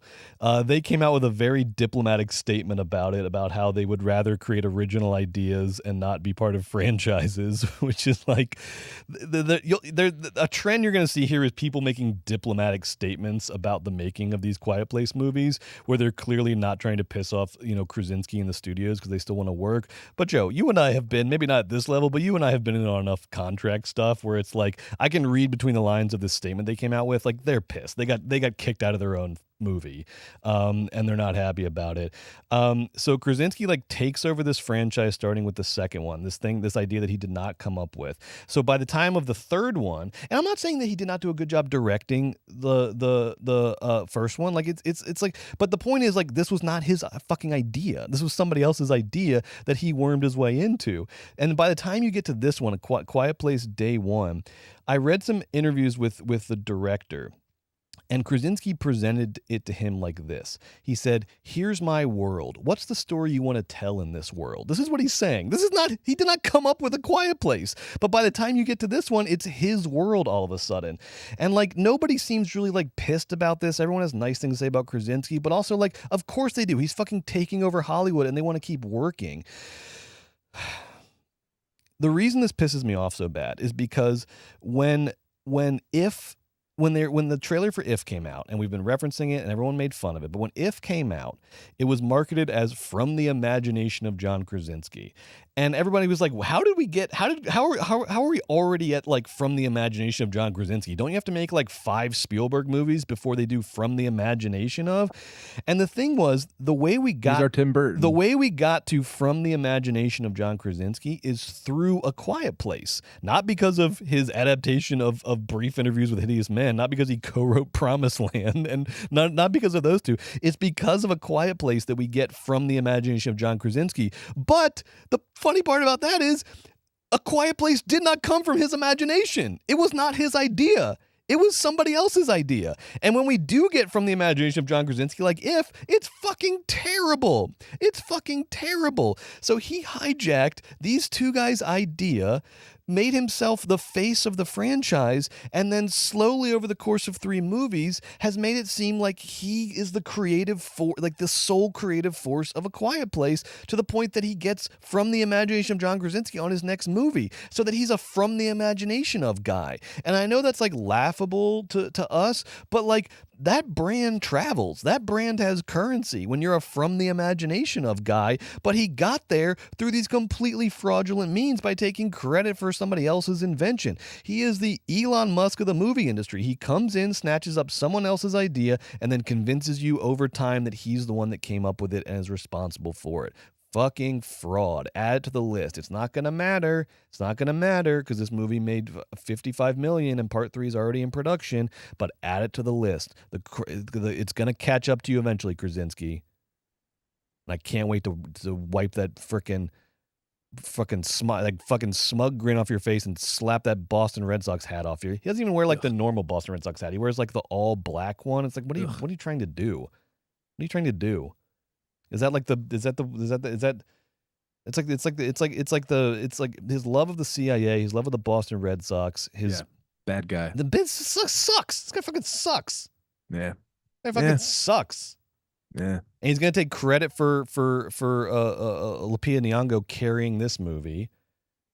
And the thing is, he doesn't even have to like lift. He's just gonna pass. It's like passive income, baby. It's like passive credit. He's just gonna let it roll in. He's gonna let it roll in. I don't like it, Joe. I don't like it. I hear that. I don't like it. I can tell. Carson, clip it. I'm going to have all the simps come after me, all the Krasinski simps, and tell me how he's a good guy and everybody said good things about him. You know, people lie to you in the press, like when they're giving like interviews, like they have to like they want to work in Hollywood. They can't say shit about people. They can't say bad shit about John Krasinski. Great.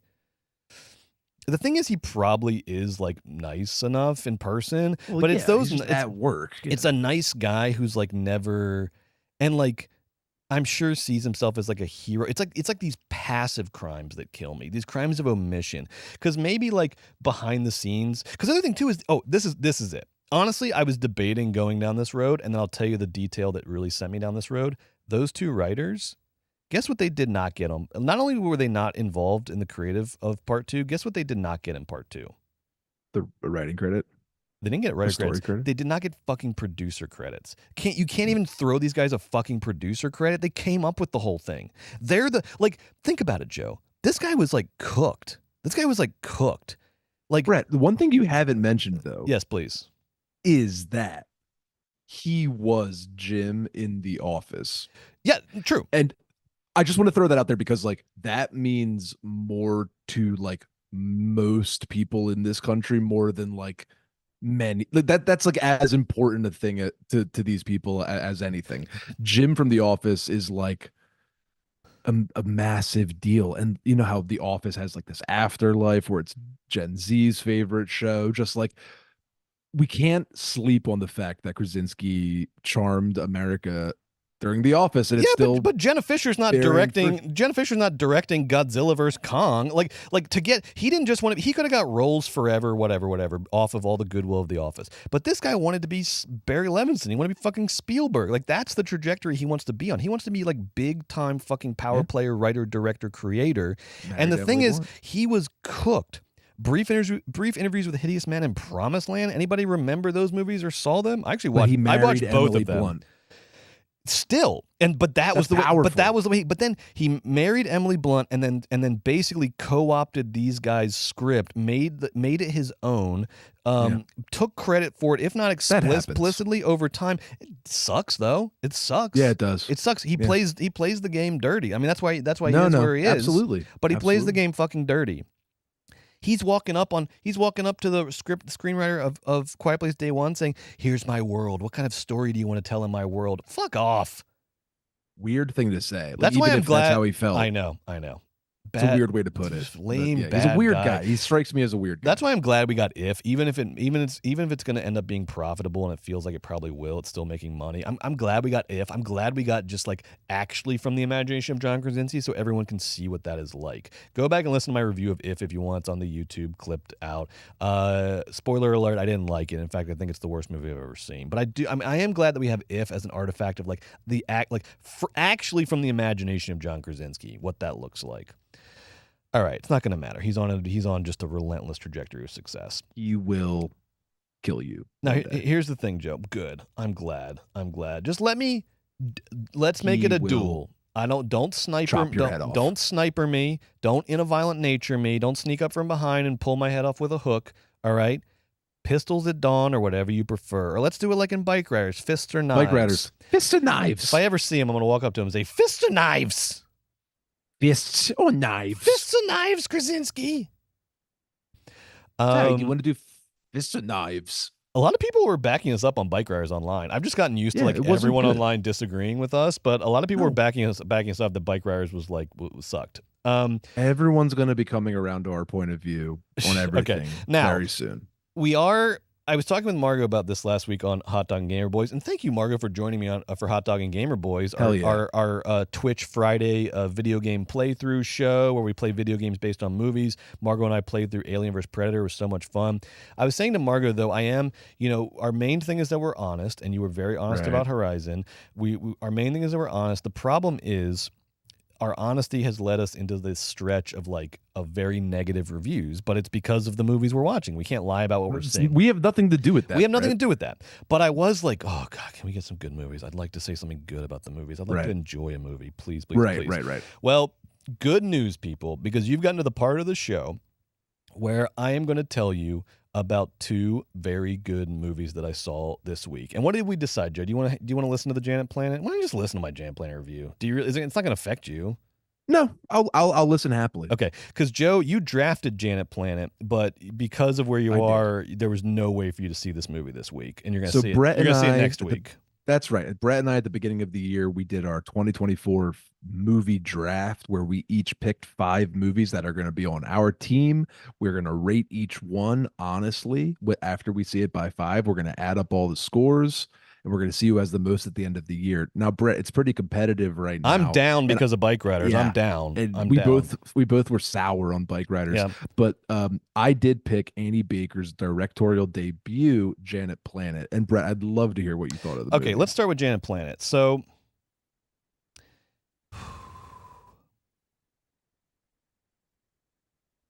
now, Janet Planet, if you haven't seen it yet, is a 2023. I'm just reading the Wikipedia article. Janet Planet is also 2023. I guess the festival releases that it came out, but it just came out in theaters this past week. Written and directed by Annie Baker in her featured directorial debut. Now, Annie Baker is one of the great contemporary American playwrights. I mean, maybe the best out there doing it. And even though this is her feature film debut, she has always been adjacent to movies. The play that she won the Pulitzer for, The Flick, is set in a movie theater. She's married to Nico Baumbach, who's Noah Baumbach's brother. He's a film critic. And I'm sure over the last decade, she's had to sit through plenty of Baumbach dinner parties, with the Baumbach bros and Jennifer Jason Leigh and Greta Gerwig going off about cinema. And I was thinking about that because even though this is a movie that doesn't have a whole lot of probably doesn't have a whole lot of industry pressure on it. I couldn't even find the budget, which means it was micro. And you can tell in the film, this was not an expensive movie to make. I have to feel like there was a lot of in-house pressure, even if it was just in her own head, because you're friends with Noah Baumbach and Greta Gerwig, and now you're making your movie, and I have to feel like for her there was probably some sort of competitive instinct of I really want to fucking I want to fucking blow Noah's movies out of the fucking water, and maybe they're nicer people than me, and this didn't occur to her. No, come on. There has to be a healthy version of that. Right? She's I think she wanted to show that there was I think internally there was a fire she wanted to like show fucking Noah and Greta that she can make a movie, that she can make a fucking movie. And good news, because Annie Baker can make a movie. Yes. She made I'm just gonna say it now, Joe. Congratulations, because Janet Planet is the best movie I've seen this year, not named Aggro Drift. This is a 5 out of 5. Thank you. This is a 5 out of 5 for me.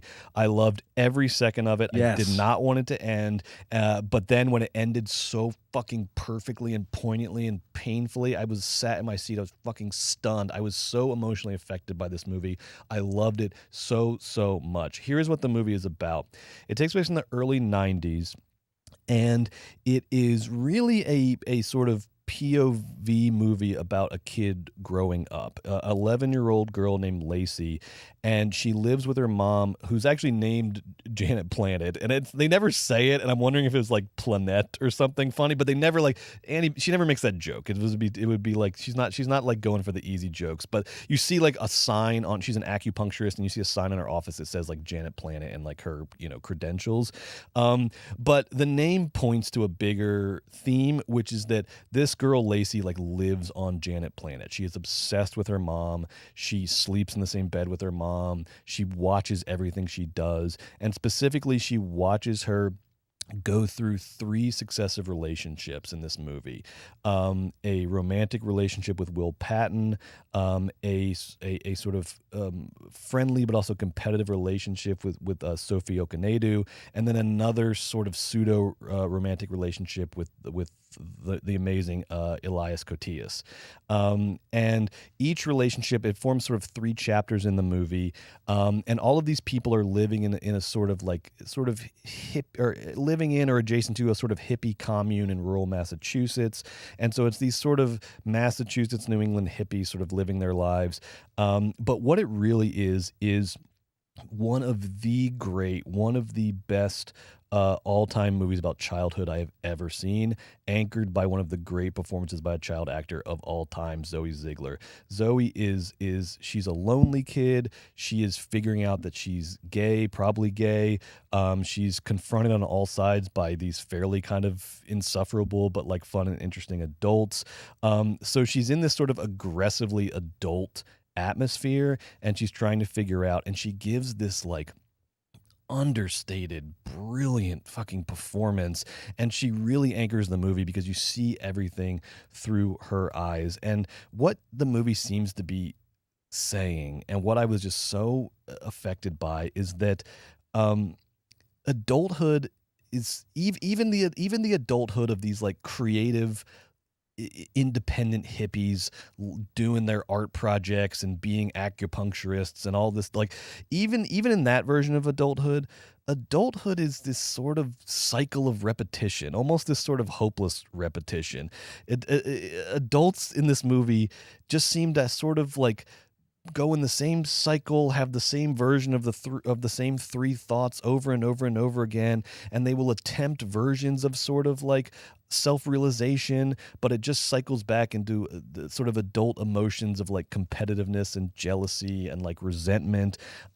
Whereas like childhood in this movie, not in a sentimental way, not in a cheesy way, in the most gorgeous, realistic way I've ever seen, childhood is presented as like the last great, like mysterious part of your life. This like this just this like time of like confusion and uncertainty and magic, where you don't have words for things and you're trying to figure out, and you're seeing everything through a sort of keyhole, and you're trying to make sense of it.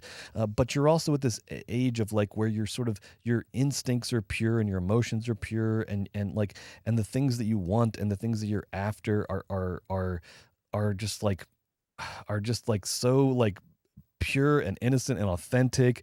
And so it's this kid having this experience in the midst of these like hippie adults having their hippie adult sort of open relationship crises and things like that. And it's just such a gorgeous fucking movie. And stylistically, I would call it slow cinema. It's very much in the reign of like Kelly Reichardt or Jim Jarmusch. It also has that sort of backwoods indie vibe of Phil Morrison's Junebug. But man, Annie Baker is a fucking filmmaker, not just a playwright. She is a fucking filmmaker. Like these scenes, thrilled to hear it. Like the compositions are so gorgeous. Like limited cuts, like long shots, but set up a play. Set up a gorgeous composition. Let the actors act. Yep. Keep the dialogue efficient and meaningful, but don't waste words. It is just such a gorgeous movie. Every scene crushes, Joe. Every fucking scene crushes. I just loved it so much. This. Yes, I was it's up there for me as like greatest all-time like in a theater watching a movie experiences. I was just like enthralled and in love and so affected by it the whole time. Oh my god, it's so funny. It's like oh, and this kid's performance is just phenomenal. And it's like and it goes against type of kid performances. It's not like I don't like you even wonder if the kid knows there's a camera running, you know, like there's no like child actor tropes. It's just such a natural performance. And then occasionally when Annie Baker will like selectively sort of like go for a stylistic choice, she also nails that. There's this scene where like they go to the mall to like meet with Will Patton also has another daughter, and so they go to like meet so that the two daughters can hang out. And there's scenes of them like running through this like early 90s mall with like, and it's so well recreated with like, you know, your JCPenney's and your Claire's and your B. Daltons and everything.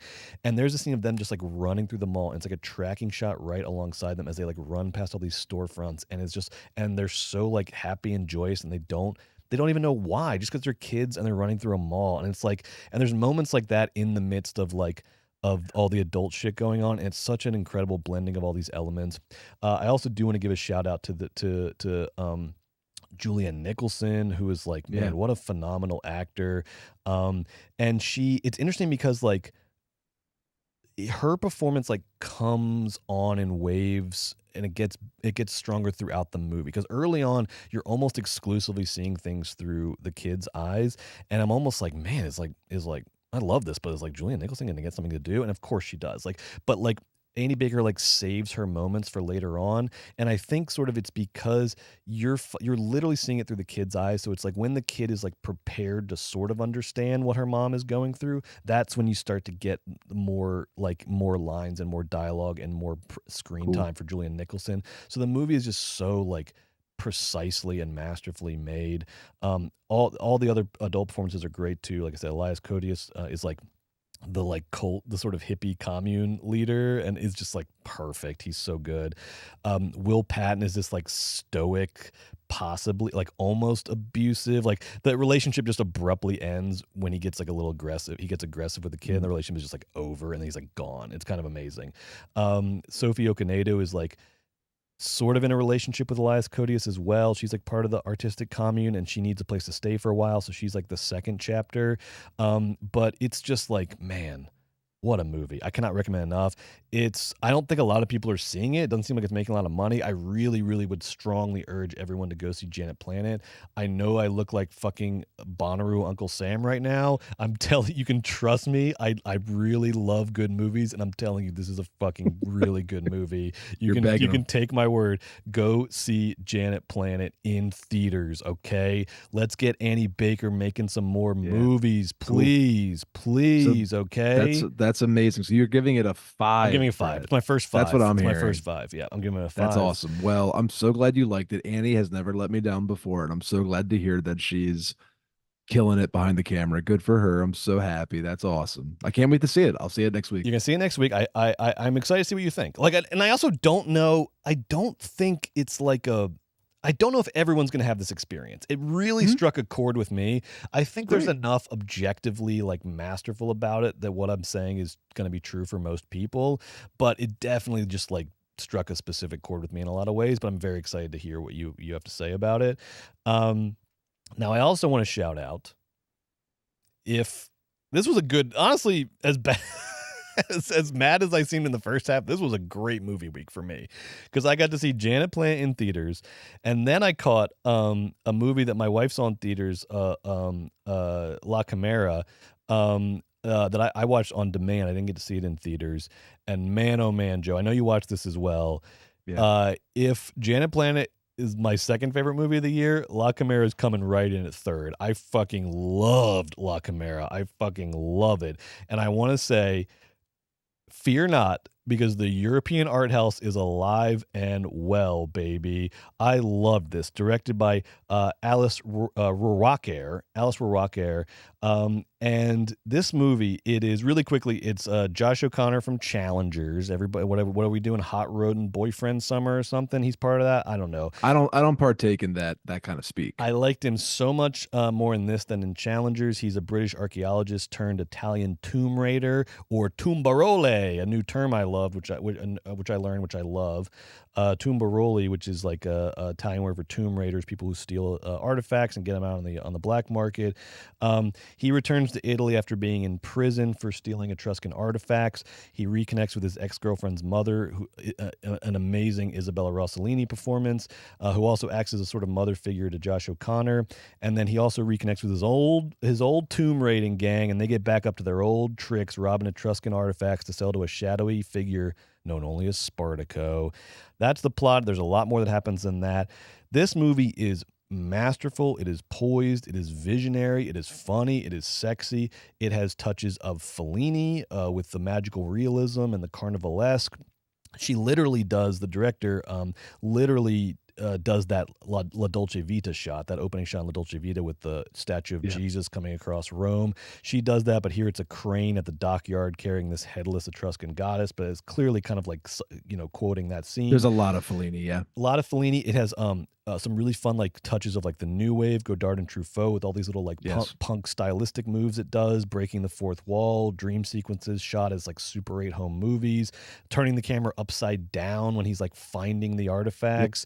A lot of like silent movie speed up stuff like Keystone Cops, which is so fun. Very Italian too. Like it was also so as much as Keystone Cop, it was also like very Italian. And there's also lots of shades of Pasolini. I know we're just naming the great Italians, but like obviously the director took a lot of cues from Fellini and Pasolini. Like it's just fact. And there's a little like more recent, there's a little like Ruben Östlund in here, like a little triangle of sadness in particularly in the scene out on the boat where they're like crashing the like art gallery or the art sort of auction. But it never goes like too far into satire that it doesn't like really resonate emotionally and just sort of plainly and humanly. No, also you could just not.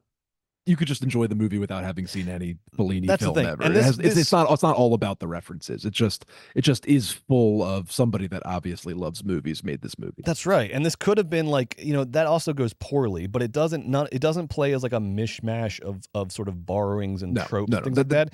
This movie has such fucking like taste. It is so tastefully and expertly made, and like everything hits and everything. It honestly like transcends its influences in the best way, which is what you want from movies and what you want from filmmakers. I had that sense of like, oh, we're like a filmmaker who's like not paying attention to anything going on in movies and is just like working in the grand tradition and is like the next step in the tradition, like Horizon. Like fuck you. This is truly the next she is in the line of Fellini and the new wave with this movie. It is in that tradition, but it is a step up, and it is uniquely and originally her movie. I loved it so much, and there are some, if I can, I'm so sorry, I just love this movie so much. There are some killer sequences in it. There's this sequence where this woman who works for the art dealer starts to tag along with the Tomb Raiders because she just like finds them sort of rascally and fun. And there's a scene where the best part. Isn't this great? Where there's a scene where she's like pissing behind the barn, and then this guy, and also like the cast of characters, the Tomb Raiders. Oh my god, the casting director needs a fucking raise. These like the cast of characters are so Italian and their faces are so incredible. And there's even the opening scene in the train. Josh O'Connor turns to that character and is like, you look like a Da Vinci. You look like a painting. And I was like, thank you for saying it, because all these characters look so amazing and so like their features are so incredible and their faces are so incredible, and they're just so full of life and so one of these guys, one of the Tomb Raiders, turns to his buddies and he's like, did you see the hole she left when she was pissing? And he's like, my uncle told me to marry a woman that can piss strong. And then he calls her an ornament of nature. He said, this woman is an ornament of nature. And then honestly, if this movie wasn't directed by a woman, that's probably where the scene stops, you know, because the guys had their little laugh. But then the woman comes into the frame, walks into the frame, and then starts telling him about how like she loves the Etruscans because they were so bohemian, and if the and then she literally, this is where the fourth wall break happens out of nowhere, but it's so perfect. She turns the camera and she's like, if the Etruscans were alive today, there wouldn't be all this machismo in Italy. And she says it so effortlessly, and it's done without any pretension or any show offiness. There's no like, look at me, look at my tricks. It's all just done so effortlessly, and again with such like just exquisite like taste. And it's like, it is like so fucking well executed. And like, I can't believe someone is still capable of writing dialogue like that and executing scenes like that. It was just like, I was literally the whole time being like, I can't believe there's someone still alive who can make movies like this. Like, even if it has its little off moments here and there, I was just like, there were moments that I didn't think honestly directors were capable of anymore. I thought we had just sort of like, we just couldn't quite get to those heights anymore. But to me, in La Chimera, man, Alice Warwacker gets there and then some. Yeah, absolutely. It's very beautiful. The movie and all of her shots and the cameras she uses and the lenses she selects are always on point. All the colors are beautiful. The actors look, you know, picturesque. It's gorgeous landscapes. It's gritty in the right parts, funny in the right parts, wonderfully acted, and incredibly poignant and beautiful at the end. It really is a movie about the battle of the sexes. That makes it sound reductive, but it is about sort of these, the line that Brett said is exactly why I believe it is about men and women, and it has to do, and you know, Alice Rohrwacher, how do you say her last name, Brett? Rohrwacher. She has a who's an Italian. It doesn't sound like an Italian last name, but she's an Italian director. She has a degree in the classics, which is all over this movie. But wait, why did I mention that? Darn. No, it does, because in the way that, like, you know, like depictions of women in ancient art and sort of like, you know, the muse versus like the women and living men. Yes, women, and like there's classic. A lot of like sort of there's a lot. Like the feminine, like, and the enclosed, and sort of and the womb, and versus sort of masculinity, and all the different ways she visualizes sort of the tensions and differences between them, and this beautiful love story that never really matures 100%, but sort of flits out because of these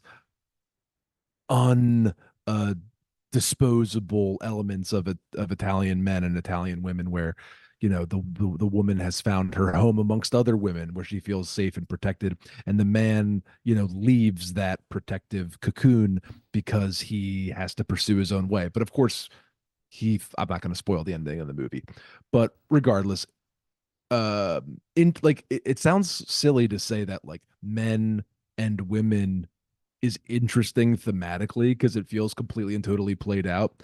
But Alice finds so much to say about men and women, and especially in the Italian context.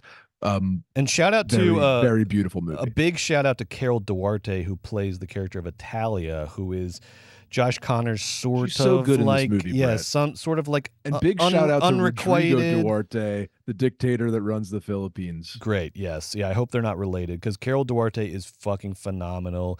She is like, oh God, she's just great. Like, please see this movie. Please see Janet Planet. She looks so Italian. And La Chimera. She's so funny and like charming and like beautiful. Owns every scene she's in. Weird. I also I like Josh O'Connor in this. I feel like this is a more natural role for him. He's like a moody little bitchy British. He's doing good. He's giving me Elliot Gould drag. Yes, exactly. He's doing Elliot Gould as like a British archaeologist. And.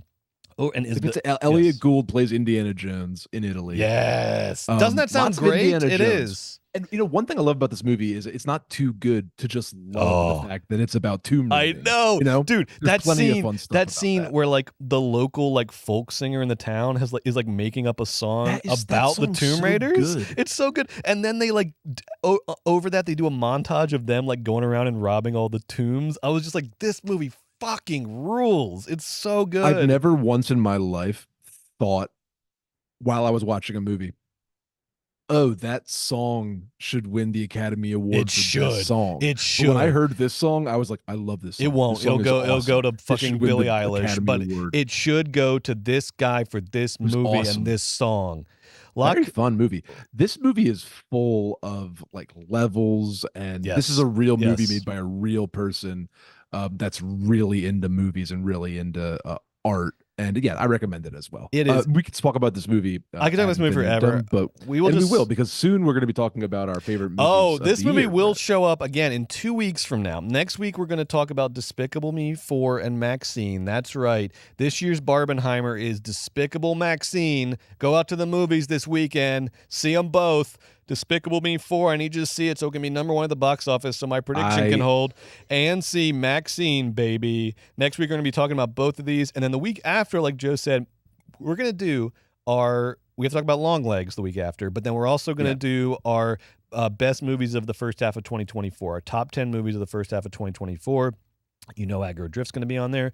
You know, for me, we'll see what Joe thinks. I think Janet Plante should be on there. I think La Chimera should be on there. But what else? Wait, are we going to work together on this list? I don't know. Here's what I think. For this one, I think we each do our own lists. But I think it's fun to have. It's fun to like do the we'll see. The negotiation of a single list. The negotiation is fun. Maybe we do. I mean, would Horizon be in your top 10? Yes, absolutely. Maybe we just do our own lists then. This might be a bridge too far, this one. Brett, honestly, also 10. I don't know if I like 10 films this year. I started doing my list. I have like 15. Because you know what I will say too? I rewatched this weekend and is like gets better with the rewatch. You were already on it. The First Omen is so fucking good. I rewatched it this weekend and maybe it was like I maybe had like higher hopes for this year or something, or like, or we had just started the podcast and I was like really getting back into going to the movies and theaters.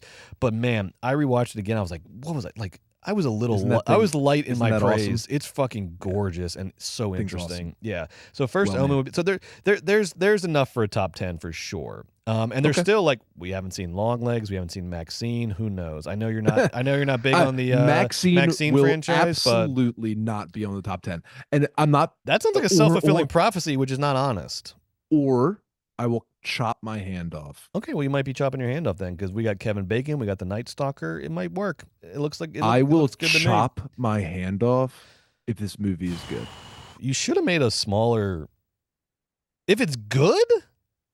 That's like Kevin Costner betting his entire fortune on Horizon. That's not a good bet. That's my inspiration. No. I have no hope for Maxine, but I'm going to go in, like in theory, like all of Ty West movies, I'm going in, sitting down and going to say to myself, this should be great and I should love this. Just like I sat down when Pearl started, but I'm going to save all this ire for next week, Brent. No more on Ty West right now. I don't have the gosh darn stamina to launch into my Ty West screed. You're gonna have to watch the show next I was week, so folks. glad. I will say, for all the huffing and puffing up top, I just had such a good week at the movies because of Janet Plante and La Chimera. They put me in such a good fucking mood. I loved them so much. And I just like was reminded of it all. Reminded of why we do this, and I was reminded. For people who think we're too negative, I was reminded of why we are honest, not too negative. Why we are honest. We're not too negative. Because what if I kind of softened my critique? Oh, I'm being too mean. Because then when I get to actually good movies that people have really executed well, then it doesn't mean as much because I haven't, been honest all. Like this is why we're honest, because then when we get a La Chimera and a Janet Plante, we can accurately tell you how good they are relative to other movies, and that needs to be fucking recognized. That needs to be acknowledged. All we have to do, Brett, is just watch the movies and then just talk. Thank you, Annie Baker. Thank you, Alice Rowacher, for fucking crushing. We are going to be back here in about 10 minutes if you're on the Patreon with Basement Takes. I only got one I think we probably do because that episode was like 2 hours, which we had a lot. That was literally as long as Horizon. Well, it's not literally. This thing was literally not as long as Horizon. That's how long. That's how long Horizon 50 is. 50 more minutes, of Horizon. Right. We're going to be back with Basement Takes. I've got at least one, and then we'll see if anything else bubbles up in this dumb old brain. I'm on. You got okay, good. All right, then you'll take the lead on Basement Takes. If you're on Patreon, that'll be starting here in just about 10 minutes. And then you can replay all of this tomorrow on the Patreon, video and audio. The Patreon is how we keep doing this. So please help us, support us over there. You get so much fun stuff over there.